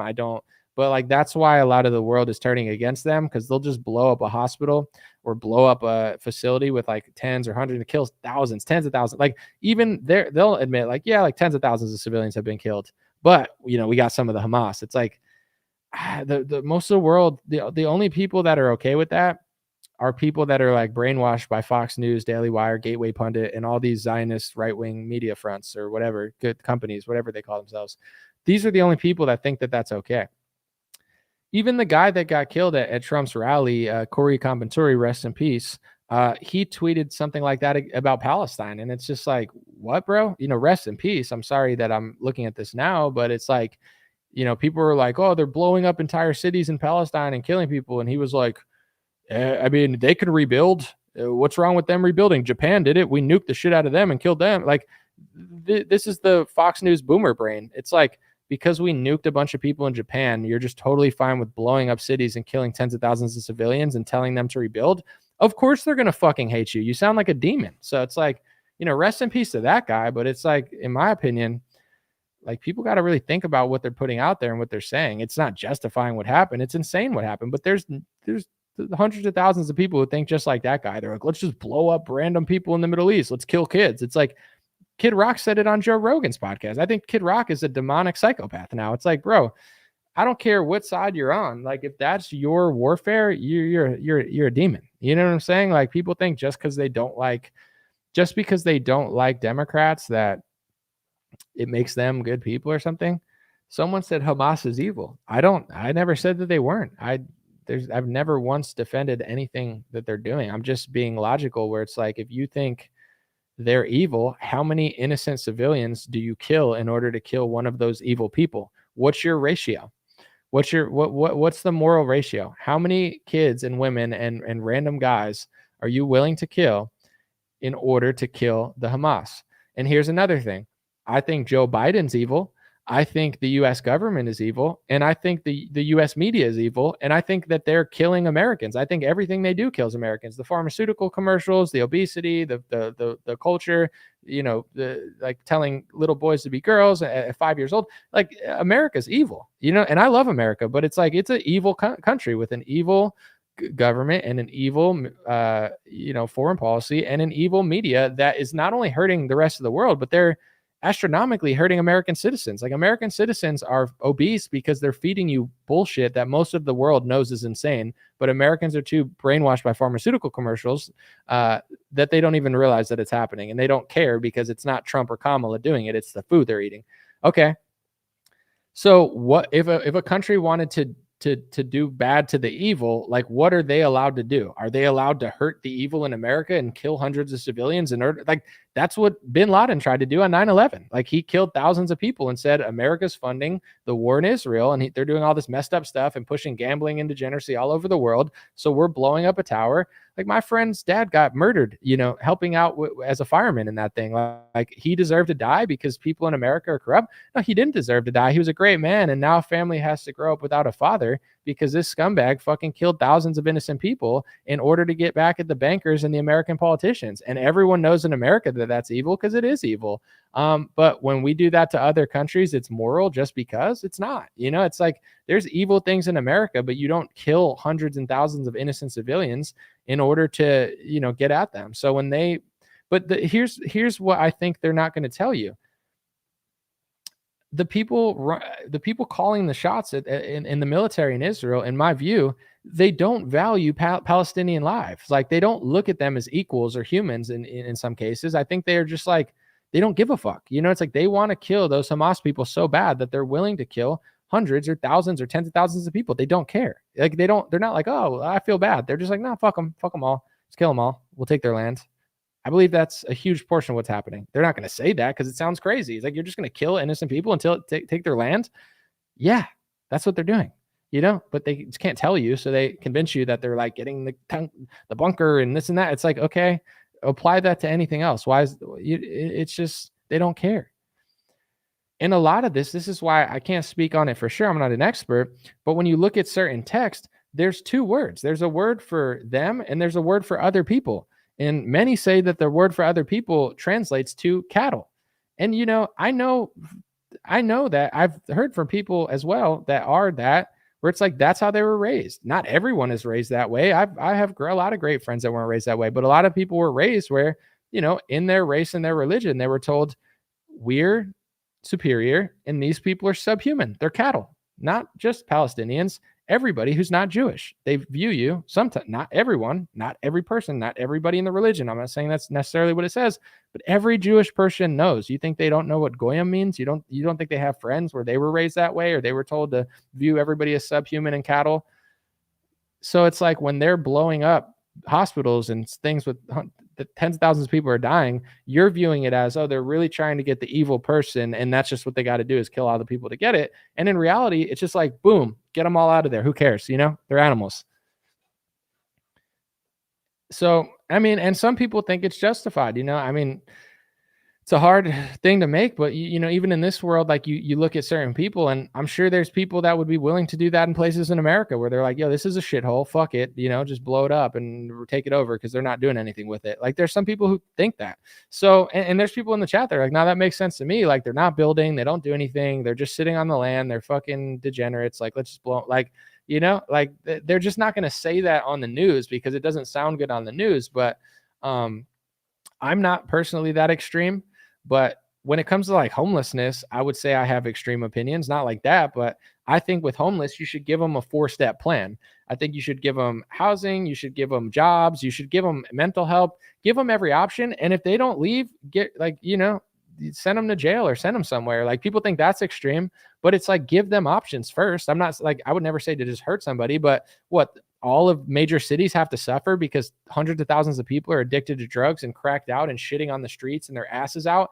Like, you got to fucking go, bro. Like, you know what I'm saying? You have every option to turn it around. If you can't, you got to it's just the same with crime. Like, if you commit a petty crime, it's whatever. But if you like stab somebody or rob somebody or kill somebody, like, you got to fucking go, bro. And once everybody goes, life's better. But if everybody's roaming the streets like Democrats are allowing to do, now the country's a shithole. So it's like, I can be somewhat extreme in some ways, but I'm not just going to blow up a bunch of women and children because I'm the one to do, like, that's not what I'm trying to do. But some people do think that they view themselves as superior. So they don't care about anybody else. And that's the interesting part is there's people of every race that view themselves as superior. This is not, I'm not blaming one group or saying that this is like only one group. There's a lot of black people that think that. There's a lot of white people that think that. There's Jewish people that think that. Argentinians think they're superior to Mexicans. Like this is the true to the races of the world. Chinese people probably think they're way better than us. Like, you know, it's like that exists not just in the Jewish world. It exists in all worlds. So, you know, it's not like, it's not that hard to figure out, but it's like if you're Chinese and there's a group of people that thinks they're better than you and they're trying to fuck over your country because they don't like you, you have every right to call it out. And that's the same with America or any other, you know, but like certain times it's the people who are the biggest racial supremacists who are calling everyone else racially supremacist. If you want to be quite clear, I see that in the black activist community and the Jewish activist community. They're constantly saying white people, this and that. And it's like, how many black activists will say we're superior, we invented everything, you know, you're just using our stuff, we're better at all this stuff, we was kings, you ain't shit.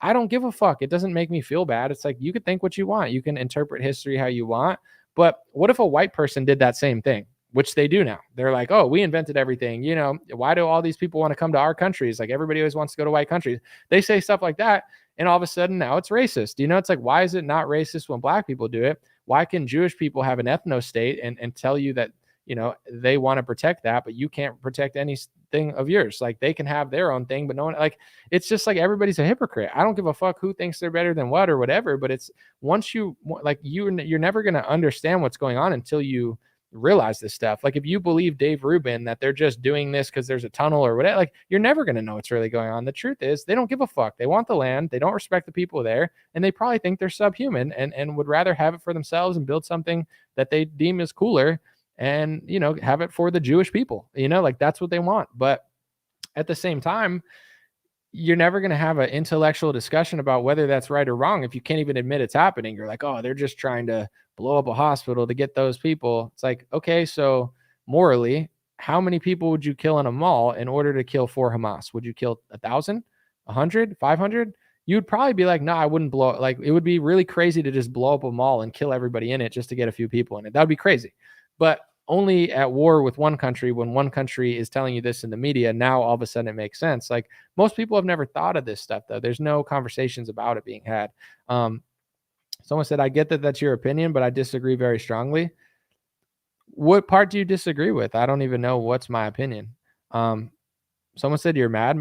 I'm literally not mad at all. I'm just like, countries can do what they want. I'm not the leader of the world. It's just like I could have an opinion about it or talk about it. Like what I said is really going on. Like you could say I agree with it. You could say I disagree with it, but saying you don't think it's happening, like it is happening, and you know, like just no one's aware of it because they have different rules for you. Where it's like, you know, you shouldn't think about race, okay, but everyone else is. So if they're operating off of that and you don't even think about that, then you're never going to know what they're really doing, you know. And you don't have to disagree with it, but it's like it is what it is. Someone said I invented saggy pants. That's what's up, man. Hopefully you made a lot of money off it. Esther said, I disagree with the opinion that Israel just wants the land and wants to kill all the Palestinians because they don't care. I mean, I'm sure they'd probably rather them leave and be refugees in America or Europe, but I hear you. I think they want the land, and I think they're willing to do what they need to do to get it. And Trump is being paid $100 million to take more land. Like literally a donor in America is paying Trump $100 million to say, go get more land over there. And then there's going to be speech laws in America that are being passed that say that you can't say that Jewish people are paying Trump to get things for Israel, because that's the dual loyalty trope. And this is the funny thing too, is like, I don't care whether you're Jewish and you like Israel or America, or you don't care, you care. I don't care. Christian, it doesn't matter to me. But if you're going to force all these Jewish Americans to care about Israel, like, you know, Trump always says, you're not Jewish if you vote Democrat, or like, you got to care about Israel if you're Jewish. So you're telling Jewish people that they have to care about Israel. They can't just like America. They have to care about Israel because they're Jewish. Okay. So you're saying they need dual loyalty. Oh, no. You can't say they have dual loyalty. You're forcing them to have dual loyalty. Dave Smith doesn't have dual loyalty. And they hate him. And a lot of the Jewish organizations hate Dave Smith. Why? Because he's a Jewish American who's America only. He doesn't care about Israel. So it's like, you can't force Jews to care about Israel and then pass legislation that says that it's hate speech to say that any Jew likes Israel. Like, none of this stuff makes sense if you're smart enough. You know what I'm saying? Like, I don't care. Like, I'm not someone that's like, you have to like America. I don't care who you like. You know, you could be Russian and like Russia in America. I don't have to agree with it, but why the fuck would I care if you like Israel or not? If you're Jewish and you love Israel, makes sense to me. If you want to live there eventually, makes sense to me. If you have houses in both countries, makes sense to me. I'm not saying you can't. I'm just saying it's not hate speech. What I'm saying, it's the truth. It's like you can't do that and then say that it's hate speech to suggest that any person like you has dual loyalty when you get mad at the people that don't have dual loyalty. Like there's hundreds of thousands, if not more, millions, perhaps, millions of Jews that don't have dual loyalty to Israel. Not every Jew in America has loyalty to Israel, but the ones who don't are pressured by the Zionists to have it. And then the Zionists pass a speech law that says that you can't say that it's happening. It makes no sense, but it makes sense when you realize that it's not supposed to make sense. It's just supposed to target critics of the agenda. You know what I'm saying? It's trying to make hate speech. Like there's if I were to say there is an international Jewish group that's anti-Semitism, it's like the craziest thing you've ever heard, except there's something called the World Jewish Congress. There's a World Jewish Congress, apparently, and the World Jewish Congress talks about the anti-Semitism laws, and he has mentioned recently that he's like wants it to be a bigger crime. Like he's seeing that in some countries it gets you arrested and jail time, and I can't remember the exact quote, but he was like, this is good, we need more of this. So it's like he's trying to use his international Jewish organization to pressure more countries to criminalize anti-Semitism hate speech and throw people in prison. You already can go to prison in Germany. You already can go to prison. And he's like, more of that, more. And I'm like, hey, that guy wants people to go to jail for hate speech, a lot of which is literally true, like dual loyalty and stuff. Not everybody has dual loyalty, but some do. But if I were to point it out, that's anti-Semitism. Like if he had it his way, I would go to prison for saying that he's doing international Jewish affairs. Like that's anti-Semitism to him, but it's literally true. If I ran the World Christian Congress and then I said it's hate speech to say that Christians care about Christianity worldwide, and you should go to prison for saying that I own a Christian organization, that's diabolical. But this is what's happening to the tune of hundreds and thousands and organizations in America and AIPAC. Like everyone smart is figuring this stuff out. So it's not a matter of hating a country or whatever. It's just the truth. Like people want the First Amendment in America. People see that you go to prison in other countries for speaking the truth. People see what's going on in the UK under other racial guises, and they don't want it here.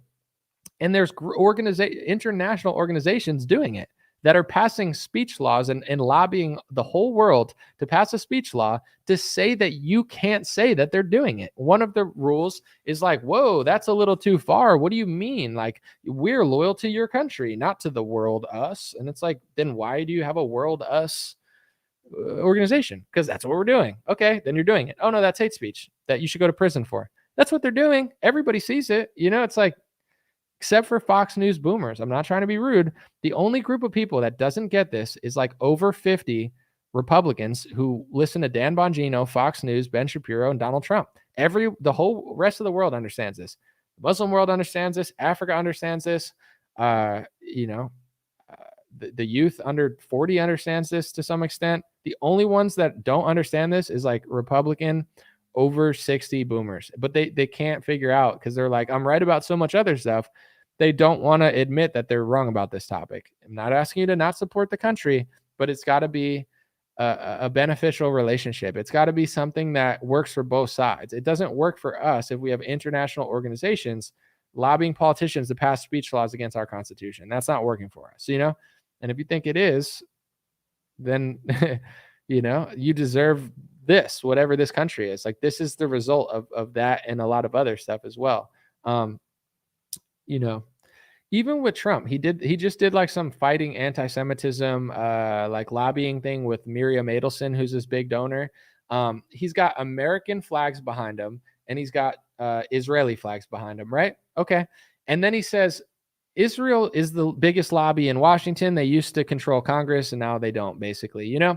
What if, imagine Pete Buttigieg or Mitt Romney or anybody else with American and Chinese flags behind them, and imagine them on stage saying, the China lobby used to be the most powerful lobby in America, rightfully so, and now it's not, and I don't get it. I don't like it. Like, basically being like, China should own our Congress. China should lobby us. People would freak the fuck out. Any other country, Ukraine, Russia, China, any country, Mexico, Canada, any country, everybody would be like, he's standing in front of a foreign flag saying a foreign country should own our government while he's speaking in front of a donor who's giving him $100 million to basically take more land in that country. But there's only one country that not only does no one notice, but they actually call you hateful for noticing. You know what I'm saying? Like, I don't care, but it's like noticing that, oh, I'm hateful. If that were China, Dan Bongino would shit his pants. Fox News would do 50,000 segments on it. You know, Gateway Pundit would write 50,000 articles about it in all caps lock. Like, but when it's that country, everybody's an anti-Semite and pro-Hamas and their hate speech, blah, blah, blah, blah. They don't talk about because they're part of that agenda. You know what I'm saying? They're part of that, of pushing that agenda and keeping you in the dark about that. So it's just like obvious. And it is what it is. I'm not like, it's just like the biggest part of politics. And if you can't figure that out, then nothing will ever make sense. Like it's so obvious. Like if I'm on stage and there's Russian flags behind me and I'm getting paid $100 million by a Russian donor and they say, I was like, Russia used to control Congress and be the big lobby, but now it's not. And it should be. And everyone's clapping. It's like, dude, the media. And then you got to ask yourself, the media would freak out. They called Trump Russian 1 million times. Why does left-wing media point that out? But when Trump takes $100 million from a donor who tells him to do something for a foreign country, why is CNN and MSNBC and ABC and CBS and blah, blah, blah? Why are they not writing thousands of articles about that? Why is it not all over the television? If they're so left-wing and they're so pro, Palestine, why did they not care about it? Because listen to Jake Tapper talk about Israel. He sounds just like Donald Trump. It's the same foreign policy on different networks. It's the one line that they all toe. So it's like CNN, ABC, CBS. I was watching local news the other day just when I was back home, and it was CBS. It was all about local news. There's nothing national, like a little bit of Trump or whatever, but like everything's local. It's like, okay, this person did this. It's raining, whatever, basic stuff. And then there's multiple segments about Israel that are like pro-Israel in CBS News. It's just like Israel. There's anti-Semitism everywhere in Israel, and we need to fund Israel and Israel and Israel. Oh, back to the weather. I was like, there's no national news on local news besides like basic Trump stuff when he like visits town. Why is local CBS, if they're so pro-Palestine, why are they pushing pro-Israel? Because they're not. The Fox News, the Dan Bonginos, the Trumps of the world, they all lie about what left-wing news is in order to push the Overton window for their biggest donors or their biggest, cash cows to some extent. Like they're brainwashing Republicans, especially boomers, into thinking like, oh, CBS is pro-Hamas. They're pushing Israeli war in local news. Like, Jake Tapper defends Israel as vehemently as Donald Trump does. So you know what I'm saying? MSNBC will never tell you that Trump is standing in front of a foreign flag, taking $100 million to do something for a foreign country, because it's not Russia and it's not China or any of the countries they want to beat up or whatever. It's the country that they also support. And then right-wing media tells you that they don't support them. Like it's all just so dumb. Someone said Jake Tapper, the booty clapper. Dude, that's disrespectful. I'm just kidding. That's funny. But anyway, thank you, Linda, Chris, or whatever. Someone said another liar. Can you articulate yourself, Vivian, or no? Should we go over 3 hours or should we cut it short? I don't know. I haven't done it in 3 weeks, so I figured I'd give the people what they want. We still got over 700 people here, so, no super chats, though. I'm busting my ass here for no tips. It's okay, though. I'll just, I'll throw a tip at myself. Here's a little, ready? Okay, can I get like a, hey, come on, bro. At least throw a few pennies or something. Why are you throwing a water bottle of delicious Icelandic water? But anyway, tough crowd here. Have I tried Rapture cookies? No, I don't want the world to end when I'm eating a snack. I don't like the name of it. Like, I feel like one bite of the Rapture cookie and, it's over. The world's over. But I'll check it out. Sounds like owners, not donors, said Greta. Yeah, pretty much. But also that's hate speech as well. Oh, Jay, you didn't have to do that. Jay's the $40 super chat. Now I feel like an asshole. I wasn't asking for that much. I just wanted a few pennies thrown. But thank you, Jay. I appreciate it. You're always doing that, bro. I owe you a lunch at this point for sure. If I ever see you, I got to get you like a steak, bro, with all the money you gave me. So thank you, brother. It's called a joke because Christians sell rapture. See, I knew you were on to something. I was like, I'm not eating a rapture cookie. Like it sounds like a little much. Candace should have you on her show. I mean, here's the thing. She can have me on the show when she wants. I'm not. It's not a competition. I'm not in a rush. I'm at peace. I don't need anything. Like we'll all do our thing, and then the paths will cross when they cross. I'm not looking for attention. I don't need a bigger platform right now. I'm good. I got multiple meetings this week for my social media consulting stuff, and it's not like I don't. It's just like I want to branch out my business. I don't want to rely just on Facebook and YouTube because they're unreliable. So Dr. Kapow with the super chat said, we love you, bro. I'd love to see you have Pastor Bruce Meja or Steve Anderson on. I would like to talk to Steven Anderson one time for sure. I just got to figure out the right setting so I don't get banned from Australia. I've never been to Australia, but I know Steven Anderson's banned from a lot of countries, and I got to travel the world before I get banned from a country. So maybe eventually. Soaked Beard said, here's a super chat, man. You're doing the service to all truth. Speakers deserve our support. Thank you, Soaked Beard.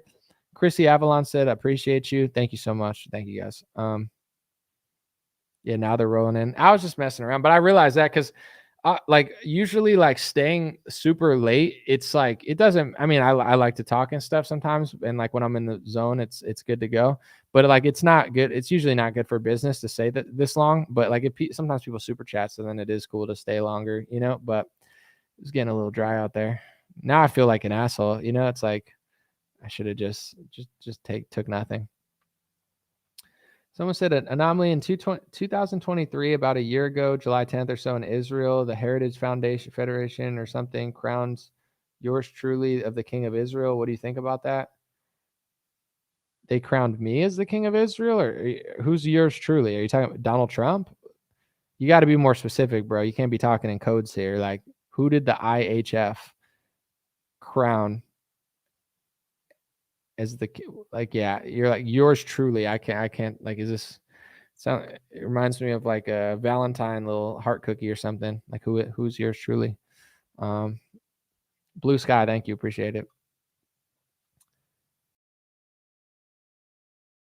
Yours Trump? Yeah, okay. If it was Trump, Teflon Don cannot save my soul in Israel. You're talking about Trump. Yeah, I know. I already know. Like, I've never been delusional about this in Trump. There's other people that have like pretended like it wasn't happening for years. I figured this all out in like 2019. So I know people figured it out before, but like Trump does whatever. He like, all you need to know is this one tweet. I don't know exactly what it said, but you could look it up. Trump was making fun of Marco Rubio in 2015 and 2016. He said, I'll just read it real quick because I don't want to like mess it up. Hold on. Trump tweet Marco Rubio. A lot of people listening to this have probably seen this a bunch of times, but like, let's see, puppet. Let me see. I got to find that. He called Rubio a puppet, right? I found it. So he said, hold on. This is hard to find. I got to go to the archives for this one.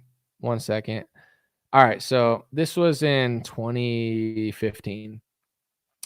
Trump tweeted, Sheldon Adelson is looking to give big dollars to Rubio because he feels he could mold him into his perfect little puppet. I agree. So Trump was messing around with Sheldon Adelson. He's like, yo, he's going to turn Rubio into a puppet. That's why he's giving him money. Trump has taken hundreds of millions of dollars from Sheldon Adelson. He's passed away in the last couple of years. Rest in peace. Now his wife, Miriam Adelson, has taken over, and Trump is taking $100 to $150 million from Miriam Adelson in return for doing what she wants him to do.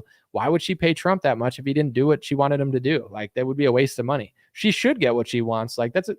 If I paid $100 million for something, I better get it. And I'm not backing what she's doing, but it's like, if I'm Miriam Adelson and I give $150 or $100 million to Trump, you think he's not doing like $100 million? Do you know how much money that is? $100 million.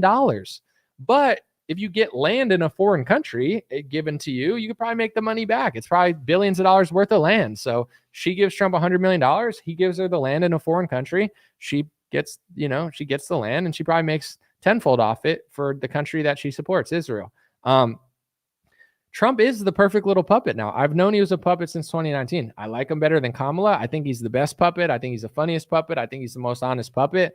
But like Trump getting awards in Israel is not shocking to me. Like he's been that. You know, I've known that. I've never said otherwise. I've never been in denial about it like a lot of people were for years. Like I figured it out a long time ago, and it is what it is. But he's just, you know, at least with Trump, you get like, it'll be easier to navigate Trump. He'll pick better judges. He'll pick better Supreme Court people than the Democrats. But also with Trump, it's easier to get to the point. Like with Kamala, everything's fake. Everything's a lie. There's nothing real about her. Like it's like, oh, Doritos. Did you have corn chips? Oh, Doritos. I'm just like you. I eat Doritos. Shut up. You know, like just be quiet. But with Trump, he'll do stupid crap. But you could if you're paying attention and not delusional, you could point out and be like, oh, Trump's doing that. With Kamala, do you even know what she's doing? People are like, she's pro-Hamas when they're sending $40 billion to Israel. Like, it's hard to even trace what the Democrats are doing because they're so fake.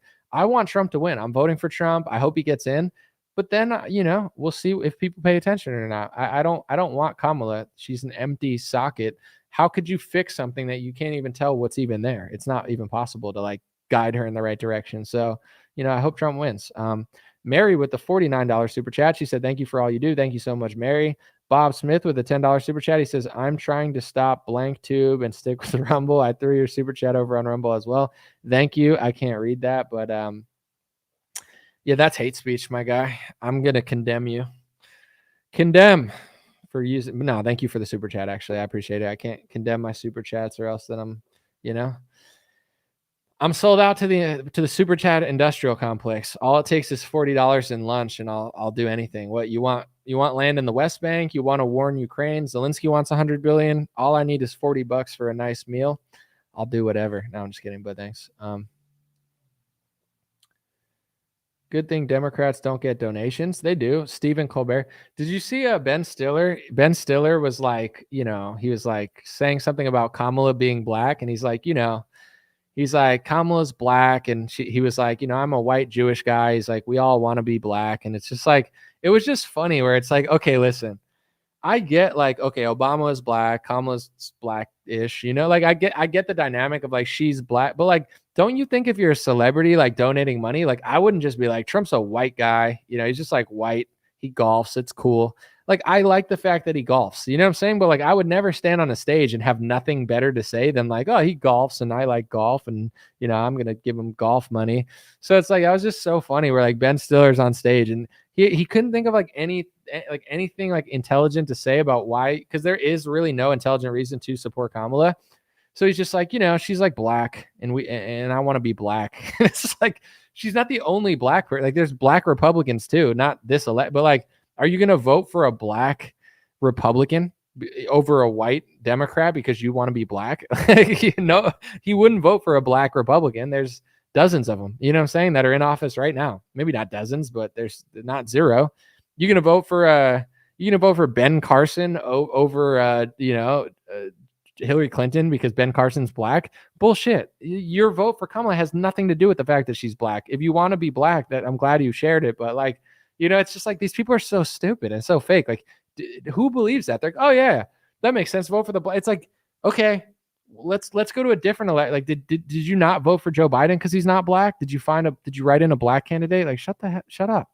You're just like so fake. Everybody's just so fake. Someone said you're so ignorant. Slaves made Tesla cars. You're not talking to me because I don't care about Tesla cars. But do I golf? I do, but I'm not good. I'm trying to get better. So I need lessons and I need a better swing, but I'll get there. Someone said Candace Owens is blacker. She's not an imbecile. Yeah, Candace Owens is blacker than like Kamala in color and shade. And there's no way Ben Stiller likes Candace Owens. So it's like, oh, she's black. It's like, yeah, Candace Owens is definitely blacker. Like Ben Stiller would be like, whoa. He's like, that's racist, sexist, and anti-Semitic and xenophobic. He's like, I'm voting for Kamala and Tim Walz. I saw the picture of Tim Walz. He was like dancing like this. It was so funny. Like Tim Walz is just so goofy. I feel like politics is like ugly Hollywood. So it's like Tim Walz, like he'd never be like, who would he be in like an Adam Sandler movie? He would be like a weird neighbor that's like, hey neighbor, hey, I got a minivan. Like he could never be like Brad Pitt or anything. But So it's like, it's like ugly Hollywood. And now he's like on stage. He's like, hey, Tim Wall's in the house. And you're like, bro, this is so cringe. Like, at least when Trump dances cringe, it's kind of funny. Like he's like, YMCA. He's like, whatever, I'm the man. It's a little cooler for sure. Trump is way cooler, but I don't know. Tim Wall, is it Tim Walls? Tom Walls? What's his name? I don't even know. Hold on. Walls. He was Walls. It doesn't even come up. No way. Oh, I spelled it wrong. Tim Walls. Yeah. He looks like someone in my family pointed this out because I was like, he's got a long mouth. Like his mouth goes like this. Like, and listen, God made us all the way he made us. So there's nothing wrong with like looking like this because you can't help how you were born, So I'm not trying to make fun of him. I just like, I noticed like on stage, his mouth was really wide. Like it took up his whole face. Like it goes like to here. And I mentioned that. And then someone in my family was like, he looks like the Meister Burger from like the Christmas movies. If you ever seen that. And I was like, he does look like the Meister Burger. That's crazy. So if you look up Meister Burger, it looks like Tim Walls. Could make a meme out of that. I've just been busy. Yeah. He's just a happier version of the Burgermeister. But anyway, it hurt my face even doing that. I don't know. He looks like, because like politics is all the actors who are too ugly and like talentless to like, be in Hollywood. So then they join politics and act there for the bankers or whatever. I always like look at everybody. I'm like, what character would they be in a movie? And like Tim Walls, like he would definitely be like the neighbor with like a minivan or a Prius or something. That'd be like, hey neighbor, how you doing? And they're like, dude, that guy's so fucking weird. And, I got more gumdrops from the store. And like, and then like, that's the scene's over. Like he only gets like 5 seconds max, that would be his character for sure. Kamala would be like, she'd be like the drunk aunt, that's why they like psyoped her with the Maya Rudolph stuff. She'd just be like wasted, They're like, dude, are you going to come to the gymnastics event with the kids? And he's, I got to drink another, like you just getting wasted. That would be her vibe, but I don't know about anyone else. JD Vance would be like, he'd be like the cousin who's like kind of cool, but like a little chunky. You know what I'm saying? Nothing wrong with that. But like, he'd be like the chill cousin in a movie. Like he could have his moments. Like in a funny movie, he'd have like a few jokes or something, but nothing too crazy. Jonas Oblak, $20. Thank you, brother. Appreciate you. Or sister, but I think it's a brother. Jonas. That's a man. But I don't want to offend if it's Jonas. What if I offended a Norwegian woman? You're a man, I think. Appreciate you. Sorry. Has Kamala ever been sober? I'm sure she has. Like when you wake up, that moment between when you sleep and wake up, and you gotta like get the alcohol in your mouth. Leslie said, "Shut up, I hate you." That's just like what women say. Women are like cats. You just gotta give them no attention, and then they like you. And the second you're nice to them, they run away. So she's like, "I hate you, lol." That means you like me. It's okay. I get it. It's 1700s Russia. The nobles are fighting over the serfs. Pretty much. Thank you, Daniel. I appreciate you. All right, that was a super stream. I think there's enough of that. Appreciate you guys. God bless you. God bless your family. God bless America. God bless the world. I'll be back one day this week. I don't know. I'm definitely going to. Do I like mayonnaise and tuna? I do. Yeah. Are you trying to find out if I'm like Caucasian enough or something? Because I passed the Caucasian test. That was like, that was kind of racist. No, I'm just kidding. But like, you would just ask a white person if they like mayonnaise and tuna, and they stop what they're doing and they're like, yeah. So I passed the test. But anyway, see nothing wrong with that. With that being said, I'll be back, and I'll wait till it's something that I care about to talk about. I won't just talk every day trying to find stuff. I'm gonna make it worth it. So hope you guys enjoyed. I had a good day, and I'm gonna put this up on Spotify, Apple podcast apps under Dream Rare Podcast, and check out my links. Check out dreamrare.com. We got maybe like 10 or so white hats left if you ever wanted one. I believe they're almost sold out. Honestly, you know what? I'll just be 100% true with you guys, because I'll just look up the number real quick. I can do it. Last time I had like 10 left, and this is no joke. I'm not just saying this. My guy who helps me with the merch was like, yo, we found like 10 more. I have no reason to say this. Like, I'm not just making shit up, but like I said there were 10 left and people bought a few. And then he's like, we found a few more. So there's more than I thought there were, but oh no, there's 0. Oh shit. They're all sold out. So anyway, I guess they're all gone. Everybody, you missed your moment. If you wanted a white hat, we don't got that no more. God bless stone colored hats. There's 4 left. Those are kind of like white hats. Let me look. I wonder when they sold out. I wasn't paying attention, but can't complain. Anyway, sorry about that, guys. Appreciate you. Check out dreamrare.com for limited edition stuff. And yeah, I'll be back. Hey, what's going on, my friends? Just a few ways to stay in touch and support if you'd like to. The first way is dreamrare.com. We have blue beanies, black beanies, pink hats, other colored hats, freedom versus tyranny shirts, stay blessed long sleeve, God is great long sleeve, and lots of more cool items coming soon. Dreamrare.com. Check out the shop to support. Everything's made in the United States. Handpicked by me. Patreon.com/raretalk for $5 a month. You can help support me, support the show. If you haven't noticed, unlike other channels, I don't work with very many sponsors, sometimes none at all. And part of the way I'm able to do that is with the dreamrare.com shop and patreon.com/raretalk. So thank you guys for keeping this show free, unimpeded, uninterrupted. I'm forever grateful. My free email list is stayintouchwithme.com. So check the links below in the description or just type in on any browser, stayintouchwithme.com, all one word. You'll find my email list, put it in there, and it's the least annoying email list you'll ever be on. I barely use it because I don't like getting emailed every day or every week. It's annoying.